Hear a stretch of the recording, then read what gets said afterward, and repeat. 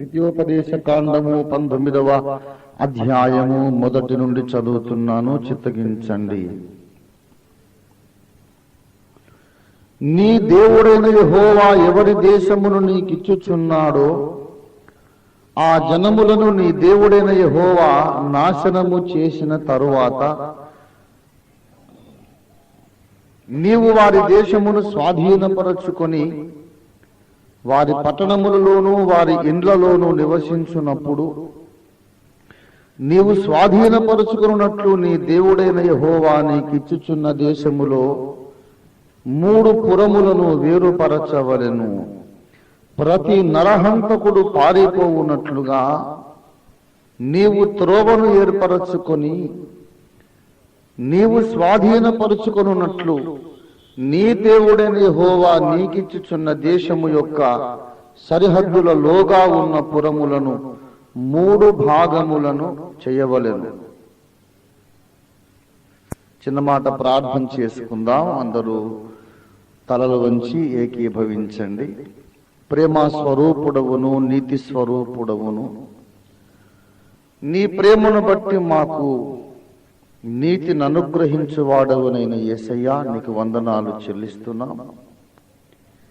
మా నీతికి ఆధారమైన వాడవు నీవు స్వామి. మా నీతికి నీవు ఆధారము మాత్రమే కాదు గాని నీవు మా నీతి అయ్యున్నావు గనుక నీకు వందనాలు చెల్లిస్తున్నాను. నీవే మా నీతి, నీవే మా పరిశుద్ధత గనుక నీకు వందనాలు స్వామి.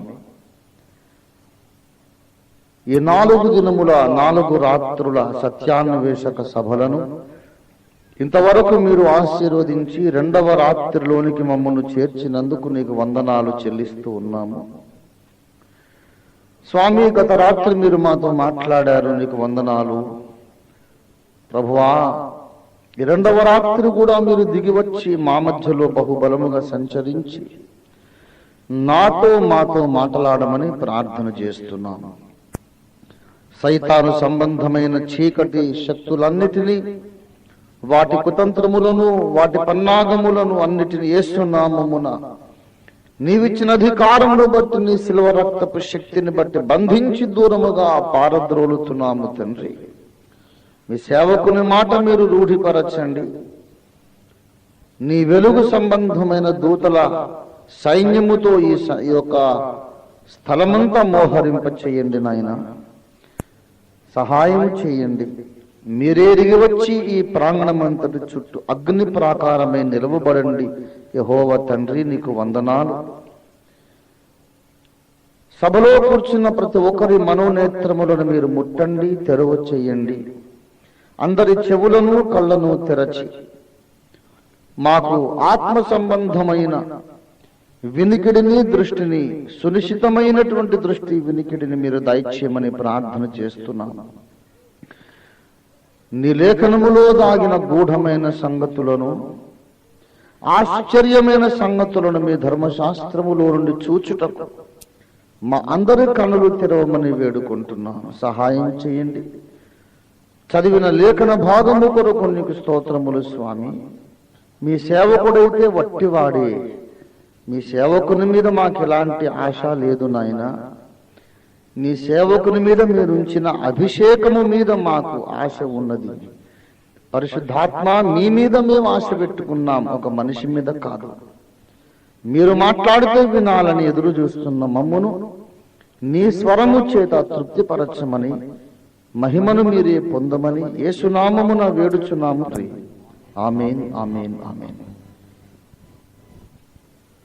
ప్రభువునందు నాకు అత్యంత ప్రియులారా, నిన్నటి దినము నుండి మనము ఆశ్రయపురములు అనే అతి శ్రేష్టమైన అంశాన్ని ధ్యానము చేయనారంభించామని మీకందరికీ తెలిసిన విషయమే. నిన్నటి దినమున ఆశ్రయపురములు అనే బహుశ్రేష్టమైన అంశమును మనము ధ్యానము చేయడం ప్రారంభించాం. నిన్నటి దినాన మన మూల వాక్యం ఏది అనగా 46వ కీర్తన దేవుడు మనకు ఆశ్రయమును దుర్గమునై ఉన్నాడు అనే వచనాన్ని మనం మూలవాక్యంగా తీసుకున్నాం. ఆశ్రయ దుర్గము, ఆశ్రయ దుర్గము. అనేక మంది కీర్తనకారులు, ప్రవక్తలు, దీర్ఘదర్శులు, భక్తులు దేవుణ్ణి ఆశ్రయపురముతో, ఆశ్రయ దుర్గముతో పోల్చి మాట్లాడారు. దీర్ఘదర్శి అయిన యెషయా 26వ అధ్యాయము 4వ వచనములో మన దేవుడు, మన దేవుని వంటి ఆశ్రయ దుర్గం ఏది అని ప్రశ్నించాడు. అలాగే దావీదు, మోషే, అనేక మంది భక్తులు దేవుణ్ణి ఆశ్రయపురముతో, ఆశ్రయ దుర్గముతో పోల్చారు. ఈ కారణాన్ని బట్టి ఆశ్రయ దుర్గము అనగా అసలు అర్థమేమిటి, ఆశ్రయపురము అనగా అర్థమేమిటో తెలుసుకోవడం దేవుని ప్రేమించు వారమైన మనకు అత్యవసరమైపోయింది. ఇప్పుడు నా దేవుణ్ణి కూర్చో ఒక మాట అన్నాడు, నా దేవుణ్ణి ఒక విషయంతో పోల్చాడు. అసలు ఆ విషయం ఏంటో తెలిస్తే తప్ప నా దేవునిలోని ఆ ముఖ్యమైనటువంటి లక్షణము, ఆయన వ్యక్తిత్వము నాకు అర్థం కాదు.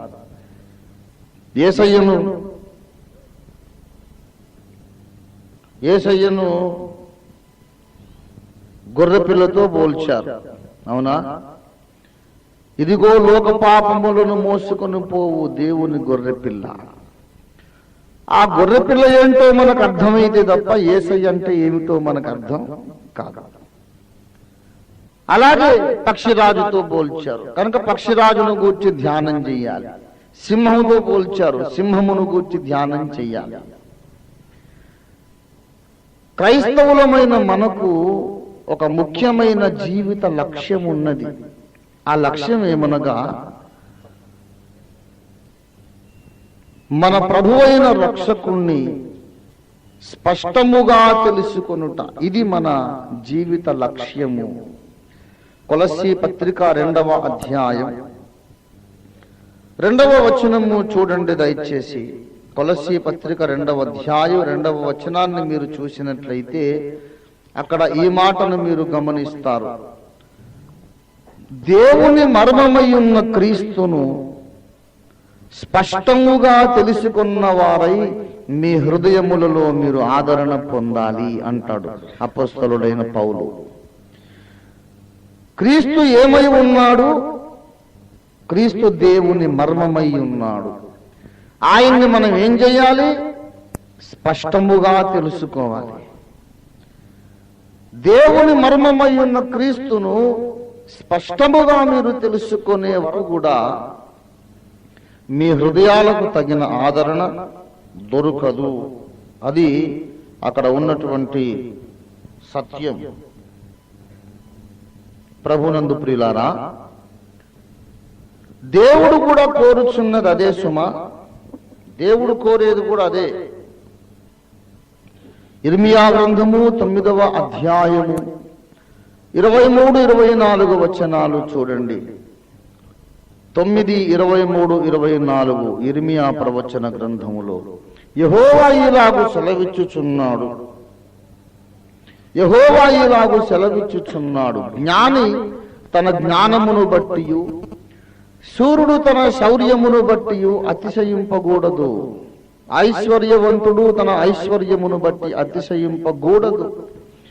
అతిశయించువాడు దేనిని బట్టి అతిశయింపవలెననగా భూమి మీద కృప చూపుచు నీతి న్యాయములు జరిగించుచున్న యెహోవాను నేనే అని గ్రహించి నన్ను పరిశీలనగా తెలుసుకొనుటను బట్టియే అతిశయింపవలెను. అట్టి వాటిలో నేను ఆనందించువాడనని యెహోవా సెలవిచ్చుచున్నాడు. అట్టి వాటిలో ఆనందిస్తాను అంటే అర్థం ఏంటి? ఎప్పుడైతే నా ప్రజలు నన్ను పరిశీలనగా తెలుసుకుంటారో అప్పుడు నేను కూడా ఆనందిస్తాను. ఈ విశ్వములో ఎన్నో రహస్యాలు ఉన్నాయి, కానీ దేవుణ్ణి మించిన రహస్యం లేదు, దేవుణ్ణి మించిన మర్మము లేదు. ఎన్నో మర్మములున్నవి, ఎన్నో రహస్యములున్నవి, కానీ దేవుడు అనే మర్మము అన్నిటికంటే గూఢమైనది, జటిలమైనది, ఆశ్చర్యకరమైనది. ప్రభునందు ప్రియులారా, దేవుని మర్మము, దేవుని మర్మము, దేవుడనే మర్మమును మించిన మర్మం ఏదీ లేదు. అంతకంటే మనకు అవసరమైన మర్మము కూడా ఏదీ లేదు. మనం క్యూరియాసిటీని బట్టి మాత్రమే కాదు, కుతూహలాన్ని బట్టి మాత్రమే కాదు, దేవుడు అనే మర్మము మనకు అవసరమైనది. దేవుడు అనే మర్మాన్ని మనం ఎంత తెలుసుకుంటామో మన జీవితానికి అంత సంతృప్తి, అంత ఆనందం, అంత ఆదరణ కలుగుతుంది. క్రీస్తును మీరు స్పష్టముగా తెలుసుకొని, ఏమండి, క్రీస్తును మీరు స్పష్టంగా తెలుసుకొని మీ హృదయాలలో ఆదరణ పొందవలెనని పౌలు రాస్తూ ఉన్నాడు. ఒక విషయం నేను మీకు మనవి చేస్తాను, దేవుణ్ణి తెలుసుకోవడం కోసమే మనం పుట్టామండి. That is the very purpose of our being. దేవుని స్పష్టంగా గ్రహించడం కోసమే మనం పుట్టాం. మనం ఎప్పుడు మర్చిపోవద్దు ఈ విషయం. దేవుడు అంతకు ముందు సకల జీవజాలమును సృష్టించాడు. ఎన్నెన్నో రకరకాల ప్రాణికోటిని సృష్టించి, దేవుని బిడ్డలారా, ఆఖరణ మనిషిని సృష్టించాడు. ఎన్నో రకాల ప్రాణులను ఆయన సృష్టించి చిట్ట చివరగా ఆయన మనిషిని సృష్టించాడు. మనిషిని సృష్టించేటప్పుడు ఒక మాట అన్నాడు, ఏంటంటే మన స్వరూపమందు మన పోలిక చొప్పున మనిషిని సృష్టిద్దాం. దేవుడు సింహాన్ని, ఏనుగును, ఒంటెను, నక్కలను, పక్షులను, చేపలను దేన్ని సృష్టించినా దేవుని స్వరూపము దానికి లేదు. దేవుని స్వరూపము లేని వాటిని, కోట్ల కొలది ప్రాణులను సృష్టించి ఆఖరున మనిషిని సృజించాడు. ఎందుకయ్యా మనిషిని సృజించాడంటే, దేవుని స్వరూపముందున్నవాడైతే దేవుణ్ణి స్పష్టంగా తెలుసుకోగలుగుతాడు. Though it is a fact that God is a deep mystery, it is also a fact that man can comprehend that mystery with the help of the Holy Spirit. దేవుడు చాలా నిగూఢమైన మర్మ పురుషుడు అనేది ఎంత సత్యమో, ఆ మర్మమును మనిషి అర్థం చేసుకోవడం సాధ్యమే అనేది కూడా అంత సత్యం. పరిశుద్ధాత్మ సహాయంతో భక్తుడు ఆ మర్మాన్ని అర్థం చేసుకోగలడు. దేవుడనే మర్మము సైంటిస్టుకు అర్థం కాదు.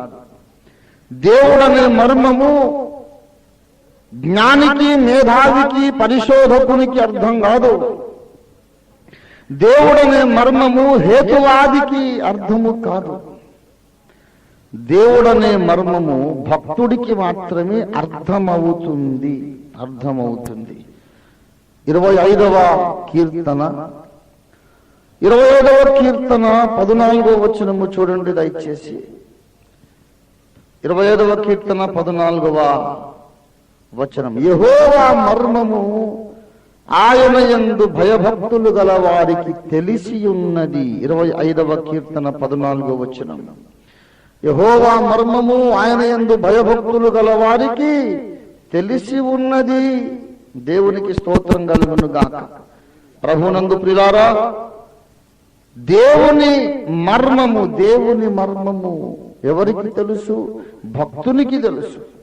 అతడు పెద్ద మేధావి కాకపోవచ్చు, ఉన్నత విద్యాభ్యాసము చేసిన వాడు కాకపోవచ్చు, లోక జ్ఞాని కాకపోవచ్చు, లోకములో గొప్ప వంశము వాడు కాకపోవచ్చు, అతడు ధనవంతుడు కాకపోవచ్చు, పూరి గుడిసెలు ఉండొచ్చు, చింకి పాతలు కట్టుకోవచ్చు,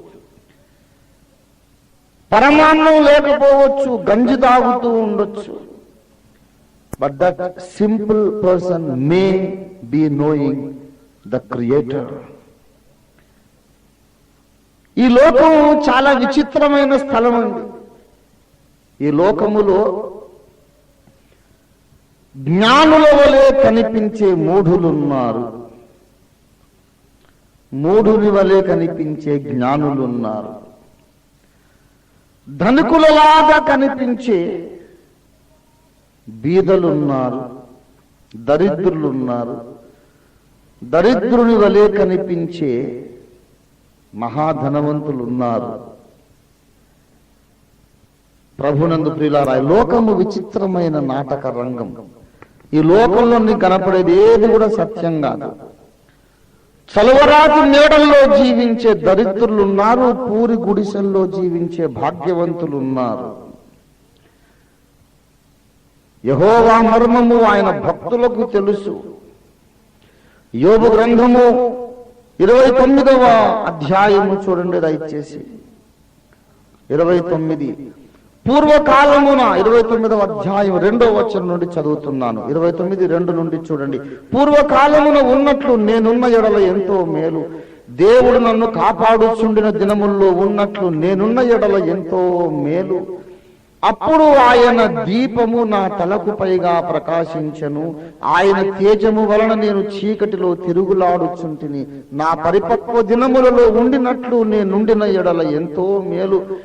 అప్పుడు దేవుని రహస్యము నా గుడారమునకు పైగా ఉండెను. The secret of the Lord was with me, it was there upon my tent, my tabernacle.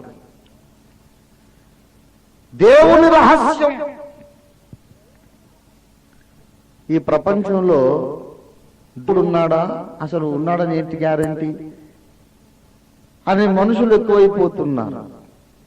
దేవుడు ఉన్నాడా లేడా అని వీళ్ళు కొట్టుమిట్లాడుతుంటే, కొందరు భక్తులట ఉన్నాడని తెలుసుకున్నారు, నిర్ధారణ చేసుకున్నారు, ఆయనతో స్నేహం మొదలు పెట్టారు, క్లోజ్ ఫ్రెండ్స్ అయిపోయారు. ఆయన రహస్యమును కూడా వీళ్ళు గ్రహించేశారు. ఎంత ధన్యులండి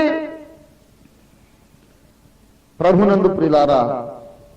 ఆ దేవుని రహస్యము మనము గ్రహించటం మన జీవిత పరమార్థము. అది ఈ ప్రసంగ ప్రారంభంలో నేను చెబుతున్న మాట.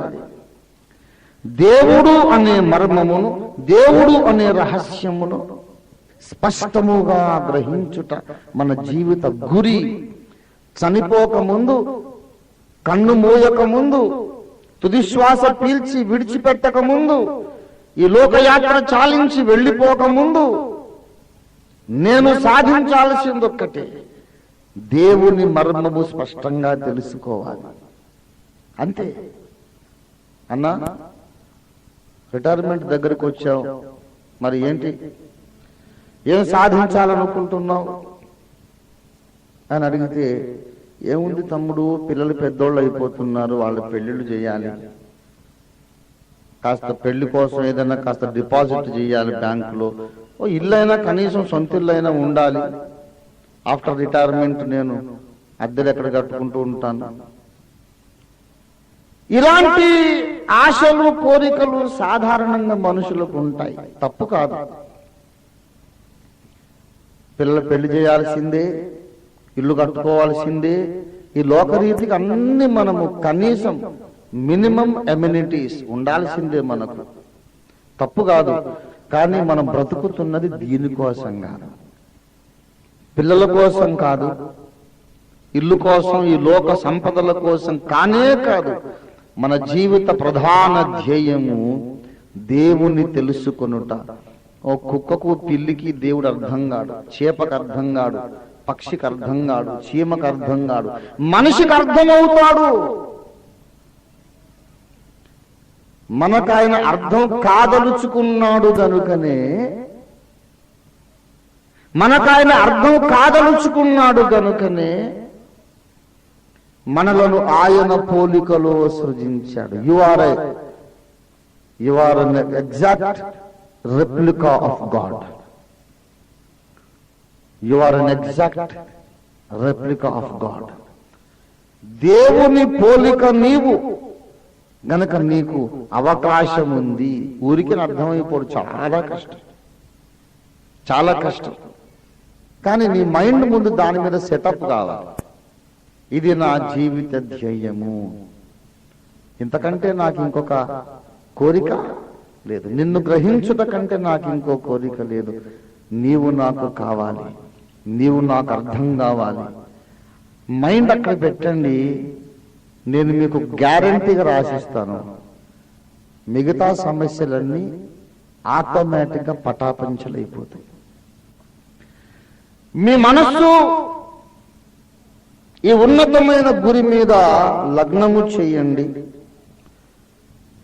మీ మనస్సు ఈ ఉన్నతమైన లక్ష్యము మీద లగ్నము చేయండి. ఇక మిగతా సమస్యలు, అనారోగ్యము, అప్పుల బాధ, they will take care of themselves, automatically they will be solved. ఇది మాత్రం గ్యారంటీ అండి. ఎందుకంటే నేను రాసేటువంటి బోడి నాకన్నా ఎన్నో రెట్లు నమ్మదగిన వాడు యేసయ్య రాసి ఇచ్చేశాడు. ఎప్పుడో ఏమని రాసిచ్చాడండి? నా రాజ్యమును నీతిని వెదకండి, మిగతావన్నీ మీకు అనుగ్రహించబడు. దేవునికి స్తోత్రం కలుగును గాక. మన ప్రభువును గ్రహించడానికి మనం ఒక దృష్టాంతమును గూర్చి మనం ఆలోచన చేస్తాం. ఏంటా దృష్టాంతము? ఆశ్రయ దుర్గము. మర్చిపోకండి, ఏంటో చెప్తున్నాడు అనుకోకండి. ఆశ్రయ దుర్గమును గురించి ఎందుకు ధ్యానం చేస్తున్నాము అన్న పాయింట్ ఎంతసేపు మాట్లాడా. ఆశ్రయ దుర్గమును గురించి ఎందుకు ధ్యానం చేయాలంటే మన యేసయ్య దానితో పోల్చబడ్డాడు. ఈ పాయింట్ అర్థమైందా? యేసు దీనితో పోల్చబడ్డాడు. దయచేసి యెషయా గ్రంథము 26వ అధ్యాయం 4వ వచనం.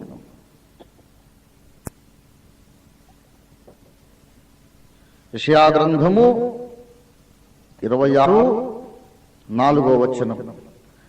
మన దేవుడు 46వ కీర్తన 1వ వచనం ప్రకారం మన దేవుడు ఏమై ఉన్నాడు? ఆశ్రయమును దుర్గమునై ఉన్నాడు. ఆశ్రయ దుర్గము అనగానే మనకు జ్ఞాపకం రావలసిన మాట ఏంటంటే, ఇశ్రాయేలీయులకు దేవుడు నియమించిన కట్టడలలో ఒకటి ఆశ్రయ దుర్గ నిర్మాణము, ఆశ్రయపుర నిర్మాణము. ఈ ఆశ్రయపురములు ఎందుకొరకు అంటే, పొరపాటున అనుకోకుండా ఎవరినైనా చంపినవాడు పోయి దాక్కోవడానికి. ఆ వైనమంతా ఇక్కడ రాయబడింది. ద్వితీయోపదేశ కాండము 19వ అధ్యాయం చూడండి దయచేసి. 4 పారిపోయి బ్రతుకగల నరహంతకును కూర్చిన పద్ధతి ఏదనా? ఒకడు అంతకు ముందు తన పొరుగువాని యందు పగబట్టక. చూస్తున్నారా బైబిల్? ఒకడు అంతకు ముందు తన పొరుగువాని యందు పగబట్టక పొరపాటున వాని చంపిన ఎడల, అనగా ఒకడు చెట్లు నరుకుటకు తన పొరుగువానితో కూడా అడవికి పోయి చెట్లు నరుకుటకు తన చేతితో గొడ్డలి దెబ్బ వేసినప్పుడు గొడ్డలి పిడి ఊడి వాని పొరుగువానికి తగిలి వాడు చనిపోయిన ఎడల, వాడు అంతకుముందు తన పొరుగువాని యందు పగబట్టలేదు గనుక వానికి మరణదండన విధి లేదు.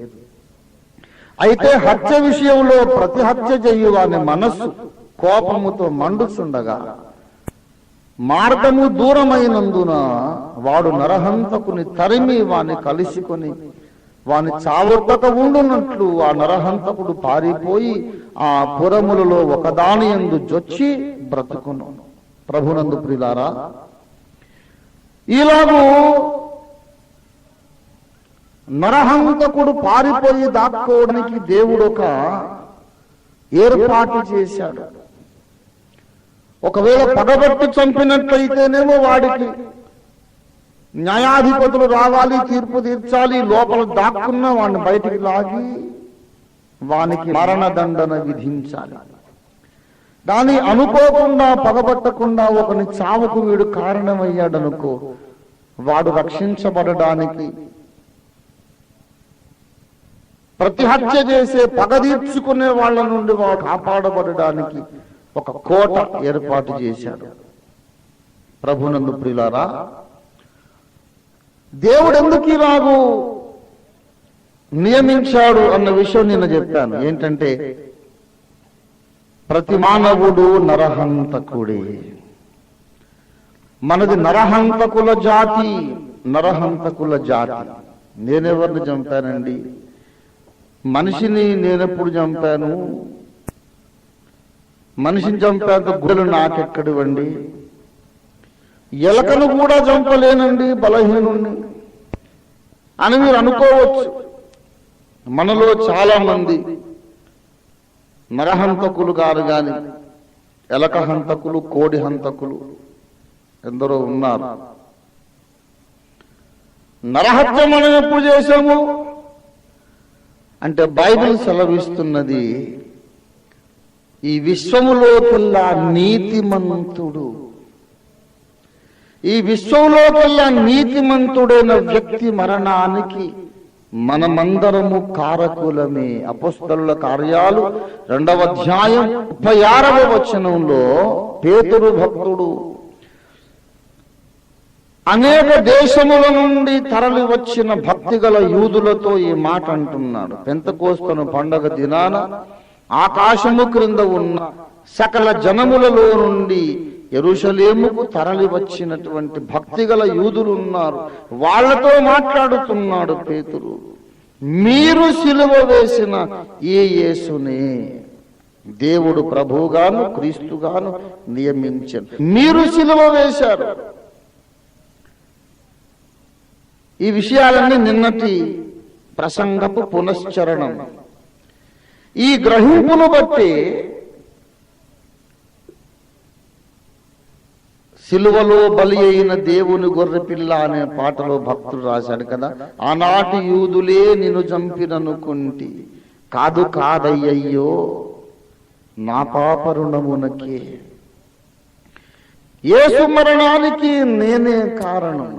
ప్రపంచములోని మనుషులందరూ మంచి వాళ్ళై అందరూ పరలోకానికి వెళుతున్నా నేనొక్కడనే పాపాత్మున్నైనా నా ఒక్కడు కొరకు యేసు శిలువ మీద వ్రేలాడి మరణించేవాడే. Each and every one of us is responsible for the death of Christ on the cross. మనమందరమును బాధ్యులం.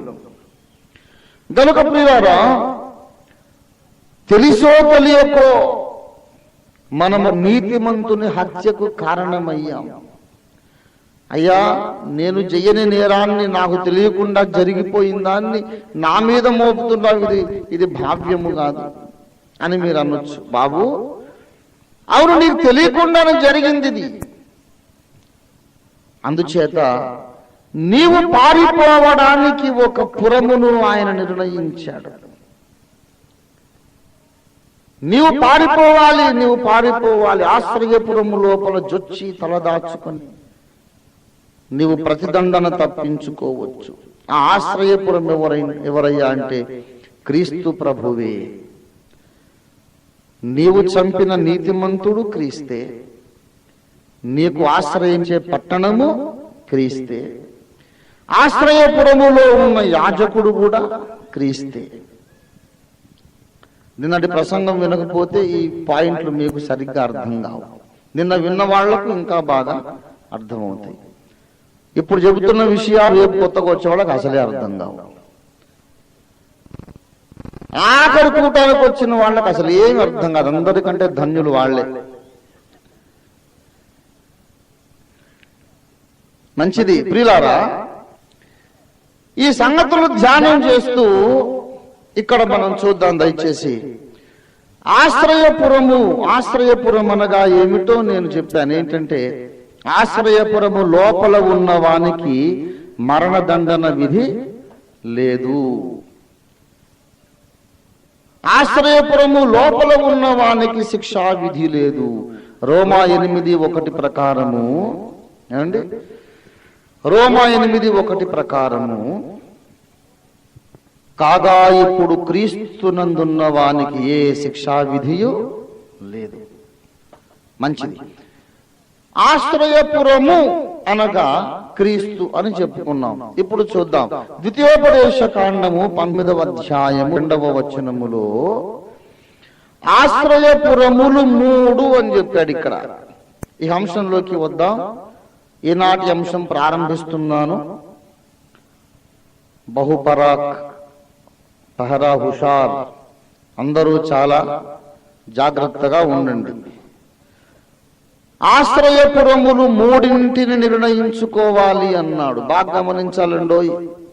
ఆశ్రయపురములు ఎన్ని ఉండాలి? ఎందుకు 3 ఉండాలి? ఒక్కటి సరిపోదా అనేది ఒక ప్రశ్న.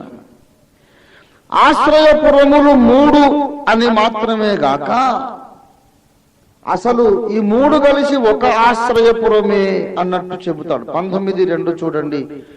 మీ దేశ సరిహద్దులలోగా ఉన్న పురములను 3 భాగములు చెయ్యవలెను. కారణం ఏంటంటే 3వ వచనము చూడండి. ప్రతి నరహంతకుడు పారిపోయి దాగుకొనున్నట్లుగా. దేశము విశాలమైనది. ఆ విశాలమైన దేశంలో ఆ మూలకు ఆ చివరన ఆశ్రయపురం ఉన్నది అనుకోండి. యువతలి చివరన ఎవడైనా పొరబాటున ఒకని హత్యకు కారణమయ్యాడు. ఈ చివరి నుండి ఆ చివరి దాకా పరిగెత్తే లోపల ప్రతి హంతకునికి దొరికిపోతాడు. పగదీర్చుకున్న వానికి దొరికిపోతాడు. పోనీ ఆ ఆశ్రయపురము దేశపు నడిబొడ్డున కేంద్రంలో ఉన్నదనుకోండి. అప్పటికైనా ఇంకా దూరం కావచ్చు. అంత దూరం వాడు పరిగెత్తి వచ్చే లోపల దొరికిపోవచ్చు. అందుచేత కృప కలిగిన దేవుడు ఏం చేశాడంటే దేశములోని పురములను 3 భాగాలు చేయండి అన్నాడు. మొత్తం దేశాన్ని 3 భాగాలు చేయండి. ఆ 3 భాగాలు, ఒక భాగంలో ఒక పురం, ఇంకో భాగంలో ఇంకో పురం, ఇంకో భాగంలో ఇంకో పురం. ఇప్పుడు మండల స్థాయి పరిపాలన ద్వారా పరిపాలన ఇంకా దగ్గరకు వచ్చేసింది అన్నట్లు ఆశ్రయపురము ప్రజలకు దగ్గరకు వచ్చేసింది. చాలా మైళ్ళు పరిగెత్తక్కర్లేదు. ఏ భాగానికి ఆ భాగానికి మళ్ళీ వేరొక ఆశ్రయపురం ఉంది. అమ్మో, నేను రక్షింపబడాలంటే చాలా దూరం వెళ్ళాలి అనుకునే అవసరం లేదు. ఆ రక్షణపురము నీ దగ్గరికి వచ్చేసింది. దేవుడు ఏం కోరుతున్నాడో చూడ. ప్రతి నరహంతకుడు పారిపోవునట్లుగా, అంటే మనుషులందరికీ సమీపముగా రక్షణను దేవుడు ఏర్పాటు చేశాడు. నీవెక్కడ పోవాలనక్కరలేదు. రక్షణపురము నీ దగ్గరకు వచ్చింది. క్రీస్తు యేసును ఉండువానికి ఏ శిక్షా విధియు లేదు. మరి క్రీస్తులోనికి నువ్వు వెళ్ళాలంటే ఏం చెయ్యాలి? ఆయన యెరూషలేములో సిలువ వేయబడ్డాడు, యెరూషలేములో పాతిపెట్టబడ్డాడు, అక్కడే తిరిగి లేచాడు. కాబట్టి మనం యెరూషలేముకి వెళ్ళి నమ్ముకోవాలా? అవసరం లేదు. ఆ రక్షణపురము, ఆశ్రయదుర్గము గోదావరి కనుక వచ్చేసింది. ఆ రక్షణపురము వరంగల్కి వచ్చింది. అక్కడే నేను రక్షింపబడ్డాను. ఆ రక్షణపురము భారతదేశానికి వచ్చేసింది. భారతదేశంలోని ప్రతి జిల్లాకు, ప్రతి మండలానికి, ప్రతి తాలూకాకు, ప్రతి పల్లెకు, ప్రతి గ్రామానికి, ప్రతి వ్యక్తి సమీపానికి వచ్చింది. ఎవరు అనడానికి వీలుండకూడదు, అయ్యా నేను రక్షణపురములోనికి వెళ్దాం అనుకున్నాను గాని అది చాలా దూరం అయిందండి అనడానికి అవకాశం ఉండకూడదు. అది దేవుని చిత్తం. అందరికీ దగ్గరగా వచ్చేసాడు. అందుకే దేశమును 3గా విభాగించండి, 3 ఆశ్రయపురములు ఏర్పాటు చేసుకోమన్నాడు. ఇంకో విషయం సార్, ఇది ఐడియా బాగానే ఉంది. మరి దేశాన్ని 10 భాగములు చేస్తే బాగుండు కదా. కనీసం 4 భాగాలు చేసి 4 ఆశ్రయపురాలు పెట్టొచ్చు కదా అని మీరు అడగొచ్చు కదా. ఇంకా బాగుంటుంది కదా. ఇప్పుడు 3 భాగాలు చేసి ఒక్కో భాగానికి ఒక్కొక్క ఆశ్రయపురం పెట్టాడు. 4 భాగాలు చేసి 4 ఆశ్రయపురాలు పెట్టొచ్చుగా. అప్పుడు ఇంకా సమీపం ఉంది. అసలు నన్ను అడిగితే 12 భాగాలు చేయాలి.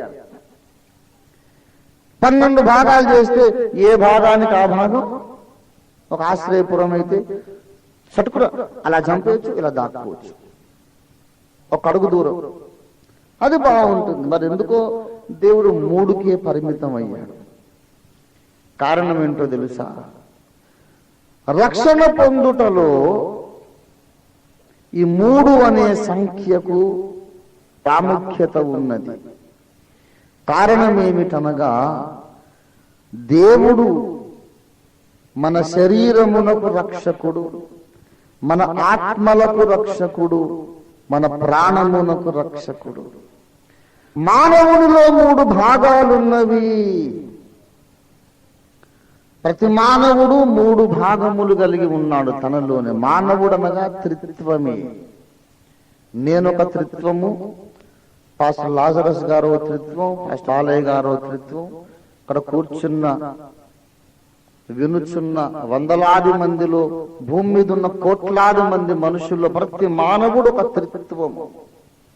దేహము, ప్రాణము, ఆత్మ కలిసిందే త్రిత్వం. ఇది ఎవరు కాదనడానికి వీలు లేని మహాసత్యం. ఎవరైనా ఇది కాదన్నాడు అంటే వాడు పామరుడు, ఆత్మీయ విషయాలలో ఇంకా సరిగ్గా చదువు అవ్వలేదు అతడికి. త్రిత్వము లేదు అనేవాళ్ళు చాలా మంది బయలుదేరారు. ఖచ్చితంగా నేను చెబుతున్నాను, త్రిత్వము లేదనేవాడు ఒట్టి మూఢుడే. మనిషి ఒక త్రిత్వము, దేవుడు ఒక త్రిత్వము. దేవుని పోలికలో మనిషి సృజింపబడ్డాడు. త్రిత్వమైన దేవుణ్ణి అర్థం చేసుకోవడానికి త్రిత్వమయ్యున్న మానవుడు సృజింపబడ్డాడు. పాపము ద్వారా మనిషి మొత్తం చెడిపోయాడు. మనిషిలోని ఏ భాగం చెడిపోయిందంటే శరీరము చెడిపోయింది, ఆత్మ చచ్చిపోయింది. మీరు మీ అపరాధముల చేతను పాపముల చేతను చచ్చిన వారయ్యుండగా, అంటే ఏం చచ్చిపోయింది? మనిషిలోని ఆత్మ చచ్చిపోయింది. శరీరానికి కూడా వ్యాధి, వృద్ధాప్యము, మరణం వచ్చింది. రోగము, ముసలితనము, చావు, ఈ 3 వచ్చినాయి. అంతకుముందు ఈ 3 లేవు మనిషి శరీరానికి. గనుక శరీరమునకు రక్షణ కావాలి. దేవుని బిడ్డలారా గమనించండి, శరీరానికి రక్షణ కావాలి. ఎఫెసీ పత్రిక 5వ అధ్యాయంలో ఒక మాట అంటాడు, మీరు గమనించండి దయచేసి.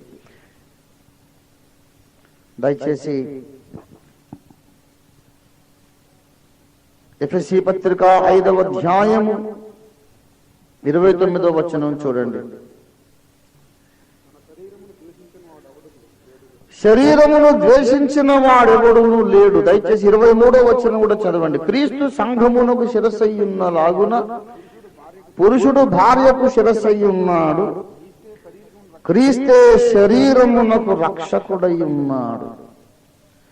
క్రీస్తు ఏ శరీరమునకు రక్షకుడై ఉన్నాడు? ఏమండి? సంఘమును శరీరమునకు రక్షకుడు. అంతేకాదు, మనము దాల్చిన ఈ శరీరానికి కూడా ఆయనే రక్షకుడు. యేసు ప్రభు వారు మనం నరకానికి వెళ్ళకుండా మనల్ని కాపాడడానికి వచ్చాడు. అలాంటి వాడు స్వస్థపరుస్తూ ఎందుకు సంచారం చేసి, మరి స్వస్థతలు ఎందుకు? యేసు దేహమునకు కూడా రక్షకుడు. ఆయన మన శరీరాన్ని రక్షిస్తున్నాడు, ఆత్మ రక్షిస్తున్నాడు, ప్రాణమును కూడా రక్షిస్తున్నాడు. అసలు రక్షణ కార్యము 3 ఏరియాలో జరుగుతుందండి. అందుకే మానవుని 3 కుంచముల పిండి అన్నారు. మత్తయి సువార్త 13వ అధ్యాయం, మత్తయి సువార్త 13వ అధ్యాయం 33వ వచనం చూడండి. ఆయన మరి ఒక ఉపమానము వారితో చెప్పెను. పరలోక రాజ్యము ఒక స్త్రీ తీసుకొని పిండి అంతయు పులిసి పొంగు వరకు 3 కుంచముల పిండిలో దాచిపెట్టిన పుల్లని పిండిని పోలి ఉన్నది. ఒక అమ్మాయిట, ఒక స్త్రీ పులిపిండి తీసుకొచ్చిందట. 3 కుంచముల పిండికి ఒక మూలకు అంటించిందట. ఈ లోపల ఈ పులుపంతా రాత్రి తెల్లవారేసరికి పులుపు వ్యాపించి వ్యాపించి వ్యాపించి 3 కుంచాల పిండంతా పులిసిందంట, పొంగిందంట. అలా పరలోక రాజ్యం అంటున్నాడు యేసయ్య. ఒక స్త్రీ పిండి ముద్దంతా పిసికి దానికి ప్రక్కన అంటించిందట పుల్లని పిండి. అది వ్యాపిస్తుంది. అది ఎలా వ్యాపిస్తుందో దేవుని రాజ్యం అలాగే వ్యాప్తుంది. అవును, ఆ స్త్రీ 2 కొంచెముల పిండిని ఎందుకు పిసికి 2 కొంచాల పిండిని ఎందుకు చేయలేదు అంటే వాళ్ళ ఇంట్లో వాళ్ళకి చాలదండి. 4 కొంచాల పిండి ఎందుకు కాదు, 3 కొంచెముల పిండి మాత్రమే అని ఎందుకన్నాడు యేసయ్య? మనిషికి అంటించబడినటువంటి ఆ కొంచెము పులిపిండి పరిశుద్ధాత్మ శక్తి అన్నమాట. పెంతెకోస్తు పండుగ దినాన దేవునికి, పెంతెకోస్తు పండుగ దినాన దేవునికి అర్పించాల్సిన రొట్టెలు పులిసిన పిండితోనే చెయ్యాలి అన్నాడు. లేవియ కాండము 23వ అధ్యాయము 15వ వచనము నుండి 21 వరకు రాయబడిన లేఖన భాగములో పెంతెకోస్తు పండుగను ఏ రీతిగా ఆచరించాలో చెప్పాడు. లేవియ కాండం 23:15 నుండి 21 దాకా ఉన్న లేఖన భాగం ఇంటికెళ్ళి చదువుకోండి. ప్రస్తుతానికి సందర్భోచితమైన భాగం నేను చదువుతాను. లేవియ కాండం 23వ అధ్యాయము 17. మీరు మీ నివాసములలో నుండి తూములో 2/10వ వంతుల పిండి గల 2 రొట్టెలను అల్లాడించు అనగా తేవలెను. వాటిని గోధుమ పిండితో చేసి పులియబెట్టి కాల్చవలెను. దాన్ని ఏం చేయాలట? పులియబెట్టి కాల్చాలి. ఇది పెంతెకోస్తు పండగ, 70వ దినపు పండగ. ఇది వారముల పండగ. ఈ వారముల పండగ పెంతెకోస్తు పండగ వచ్చినప్పుడే ఏం జరిగింది? 120 మంది శిష్యులు మేడగదిలో ప్రార్థన చేస్తూ కనిపెట్టుచుండగా అపొస్తలుల కార్యాలు 2వ అధ్యాయం ప్రకారం ఏం చరిత్ర జరిగిందండి? వేగముగా వీచు బలమైన గాలి వంటి ఒక ధ్వని వారు కూర్చున్న ఇల్లంతా నిండగా వారందరూ పరిశుద్ధాత్మతో నిండిన వారైరి. పరిశుద్ధాత్మ దేవుడు దిగి వచ్చిన దినం పెంతెకోస్తు పండగ దినం. కనుక పెంతెకోస్తు పండగ నాడు పాత నిబంధనలో ఏం చేయమన్నాడు ఆయన? రొట్టెలు పులియబెట్టి కాల్చాలి. కనుక పులుపు అనేది ఒక రీతిగా పరిశుద్ధాత్మకు సూచన. వేరొక సందర్భంలో పులుపనగా పాపమునకు సూచన. ఈ సందర్భంలో పులుపనగా పరిశుద్ధాత్మకు సూచన. మళ్ళీ ఇక వ్యాఖ్యాన సూత్రాల్లోకి వెళ్ళిపోతుంది మీ మనస్సు.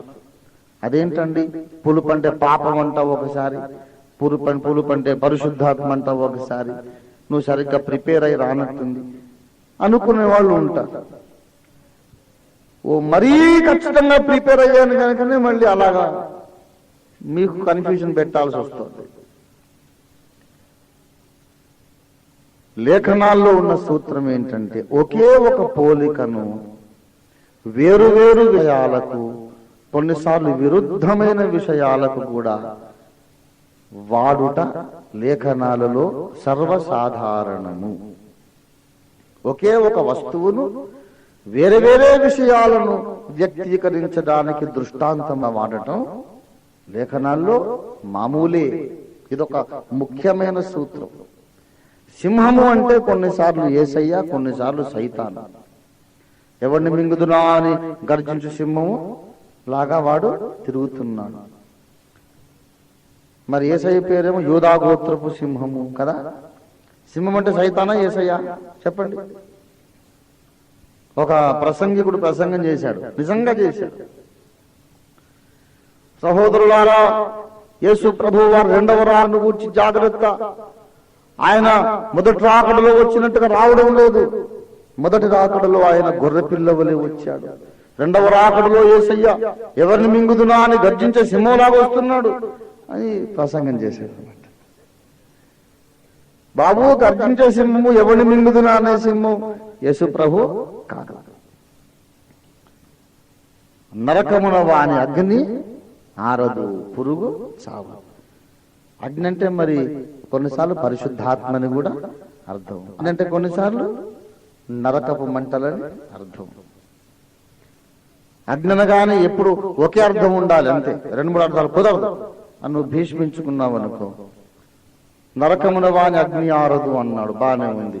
మరి పెంతెకోస్తు పండగ దిన వాళ్ళందరి తల్ల మీద కొంచెం కొంచెం నరకము వాలేను అని చెప్పుకోవచ్చా? చెప్పుకోవడం కుదరదు. గనుక పులుపు అనేది కూడా కొన్నిసార్లు ఏమో పాపమునకు సూచన, కొన్నిసార్లు పరిశుద్ధాత్మకు సూచన.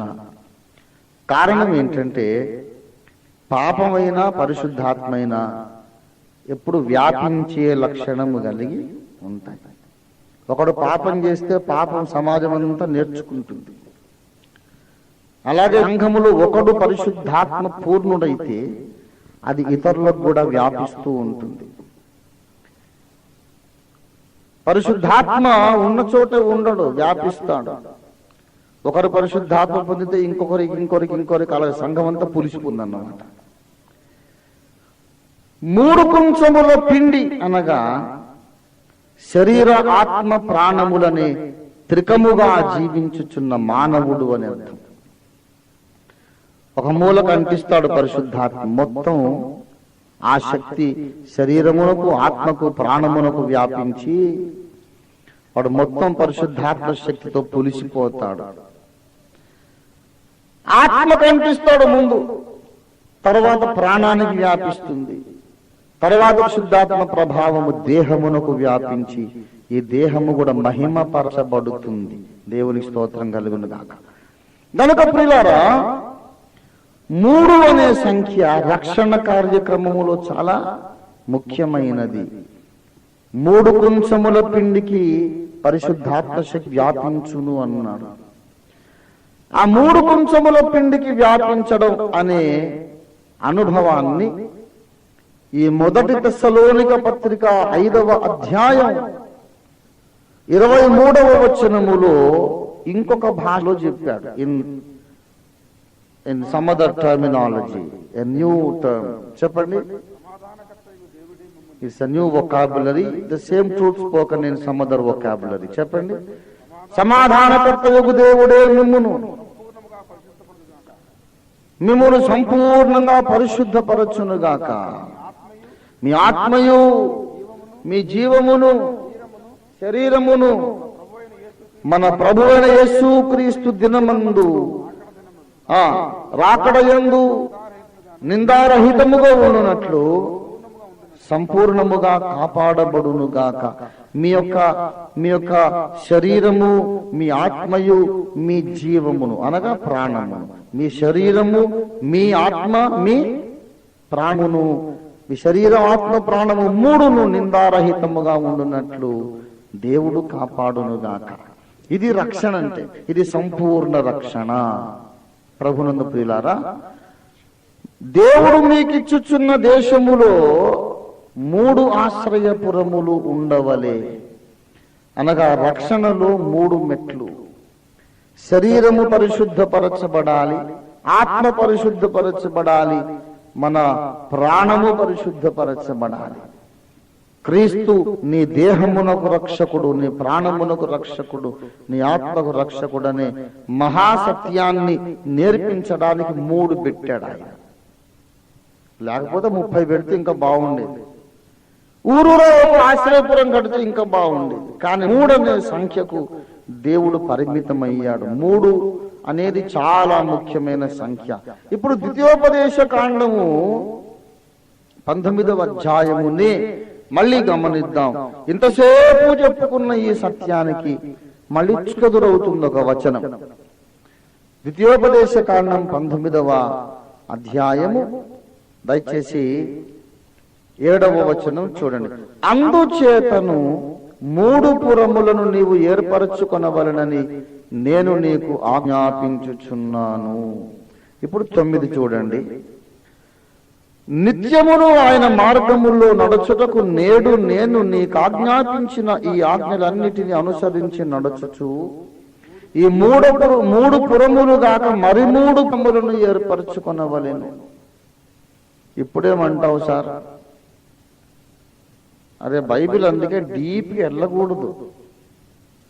ఇదంతా ఈ అడవిలోకి ఎందుకు వచ్చావు? అడవిలో వచ్చి మనం అడవిలో చిక్కుబడి దారి తప్పినట్టు అయిపోతుంది.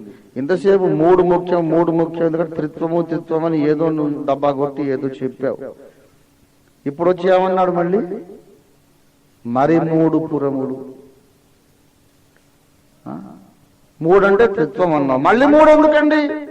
ఇప్పుడు మొత్తం 6 అయిపోయినాయి. ఎక్కడ లేని చికాకు వచ్చి పడలే. ఆశ్రయపురం అనగా యేసు అన్నావు. 3 ఆశ్రయపురములు అంటే 3 భాగములకు రక్షకుడు అన్నావు, ఒప్పుకున్నావు. మరి ఇప్పుడేమంటున్నావు? మళ్ళీ 3 పురములు. అసలు మొత్తం 6 ఆశ్రయపురాలు ఉండాలి అన్నాడు కదా. సంఖ్యాకాండము 35వ అధ్యాయం, సంఖ్యాకాండం 35వ అధ్యాయము దయచేసి 11వ వచనం చూడండి. ఆశ్రయపురములుగా ఉండుటకు మీరు పురములను ఏర్పరచుకొనవలెను. 13 మీకు ఇయ్యబడిన ఆ పురములలో 6 ఆశ్రయపురములు ఉండవలే. ఎన్ని ఆశ్రయపురాలు ఉండాలి? 6 ఆశ్రయపురములు ఉండాలి. 6 ఆశ్రయపురాలు ఎందుకు అంటే మళ్ళీ ఇది ఇంకొక అంశం. 6 అనేది మానవుని సంఖ్య. సంఖ్యాకాండం 35:6లో కూడా చూడండి. మరియు మీరు లేవీయులకిచ్చు పురములలో 6 ఆశ్రయపురములు ఉండలేను. లేవీయులకిచ్చే పురాలలో 6 ఆశ్రయపురాలు ఉండాలి. 6 ఎందుకు? ఇంతసేపు 3 అన్నావు, ఇప్పుడు మళ్ళీ 6 ఎందుకంటే 6 మరొక ముఖ్యమైన సంఖ్య. బైబిల్లో ఎన్ని గ్రంథాలు ఉన్నాయండి? 66 గ్రంథములు. 66 గ్రంథాలంటే ప్రక్కనే ఎన్ని 6లు ఉన్నాయి? 2 6లు ప్రక్కనే రాస్తే బైబిల్ సంఖ్య. 6 అనేది చాలా ముఖ్యమైనటువంటి సంఖ్య బైబిల్లో. 6 అనగా మానవుని సంఖ్య. దేవుడు ప్రస్తుత సృష్టిని ఎన్ని దినములలో సృష్టించాడు చెప్పండి? 6 దినములలో సృష్టిని చేశాడు. అందులో దేవుడు సూర్య చంద్ర నక్షత్రాలను ఎన్నో దినము సృష్టించాడు? 4వ దినము. చేపలను పక్షులను ఎన్నో దినము సృష్టించాడు? ఏమండి? 5వ దినం సృష్టించాడు. జంతువులను ఎన్నో దినం సృష్టించాడు? 6వ దినం సృష్టించాడు. మానవులను ఎన్నో దినం సృష్టించాడు? కనీసం బైబిల్ అన్న చూడటం లేదు, చెప్దామని. సూర్యచంద్రాదులను 4వ దినం సృష్టించాడు. చేపలను పక్షులను 5వ దినం సృష్టించాడు. జంతువులను 6వ దినము సృష్టించాడు. కాబట్టి మానవుణ్ణి 7వ దినం చేసి ఉండాలి. అవునా? 7వ దినం దేవుడు ఏం చేశాడు? విశ్రాంతి, ఇంకేం చేయలేదు. కాబట్టి మరి మానవుణ్ణి కూడా ఎన్నో దినం సృష్టించాడు ఆయన? 6వ దినమే సృష్టించాడు. దేవుడైన యెహోవా తాను చేసిన సృష్టి యావత్తును 6 దినములోగా సంపూర్తి చేసి 7వ దినమున విశ్రమించాడు.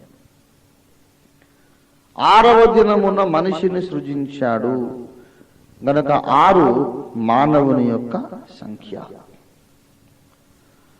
మరొక విషయం ఏంటంటే 7 అనేది దేవుని సంఖ్య.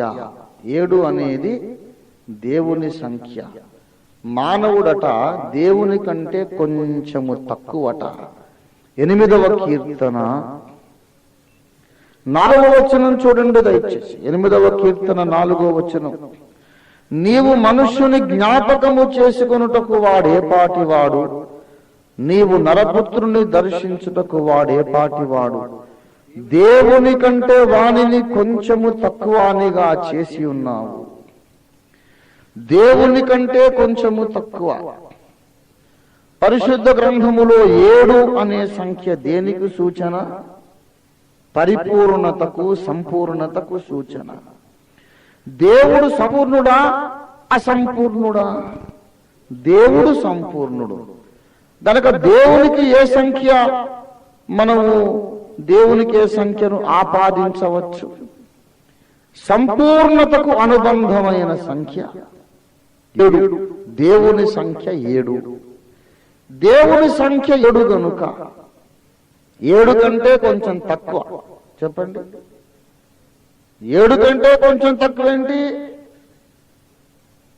6.5 అనకండి. ఈ అరలు ముఠవులు పావులు కాదు, ఒక యూనిట్, ఒక సంఖ్య ఒకటిగానే మనం పరిగణిస్తే 7 కంటే కొంచెం తక్కువ 6. కనుక 7 దేవుని సంఖ్య కనుక 6 మానవుని సంఖ్య. అందుకే 6వ దినము మనిషిని దేవుడు సృజించాడు. ఈ కారణాన్ని బట్టి బైబిలు గ్రంథములో ఉన్నాయి పుస్తకాలు 66 కాదు, 66 మీరు పెట్టుకున్నారు ప్రొటెస్టెంట్లు, మరి రోమన్ కాథలిక్ బైబిల్ ఇంకోళ్ళు ఉన్నాయి అని ఎవరైనా అడగొచ్చు. అయితే అందరూ తెలుసుకోవలసిన విషయం ఏంటంటే, రోమన్ కథోలిక్ సోదరులు కొన్ని ఎక్స్ట్రా పుస్తకాలు పెట్టుకుని వాటికి వాళ్లే ఒక పేరు పెట్టారు. వాటిని అపోక్రిఫా అన్నారు. అపోక్రిఫా అంటే అప్రామాణిక గ్రంథములు, ప్రామాణికము కాని గ్రంథాలని వాటికి పేరు. వాళ్ళు కూడా ఒప్పుకున్నారు 66 పుస్తకాలే ప్రామాణికములు, మిగతావి ప్రామాణికం కాదు. అయినా ఉండని, అవి మనం కరుస్తున్నాయి. ఆ బైబిల్లో ఉంటే నష్టం ఏంటి, ఉండని రాదు, అందులో కూడా కాస్తంత నీతి బోధ ఉంది అని ఉండనిచ్చారు. ప్రొటెస్టాంట్స్ అండ్ క్యాథలిక్స్ ఇరు వర్గాల ప్రజలు ముక్త కంఠముతో ఒప్పుకునేది ఏంటంటే ప్రామాణిక గ్రంథాలు 66. అందుచేత ఎవరూ పొరపాటు చేయకండి, పొరపాటు అభిప్రాయాలకు తావికండి. బైబిల్ అంటే 77 కాదు, 66 గ్రంథాలే. 66 గ్రంథాలేనండి. బైబిల్లో 66 గ్రంథాలు మాత్రమే దేవుడు నియమించాడు. ఎందుకు అంటే 6 బైబిల్ అంతా, బైబిల్లోని సారాంశమంతా 2 6ల కథ. బైబిల్ సారాంశం అంతా చెప్పండి ఒక్క ముక్కలో అంటే 2 6ల కథ. ఒక 6 ఏమో ఆదాము, ఇంకొక 6 ఇంకో ఆదాము.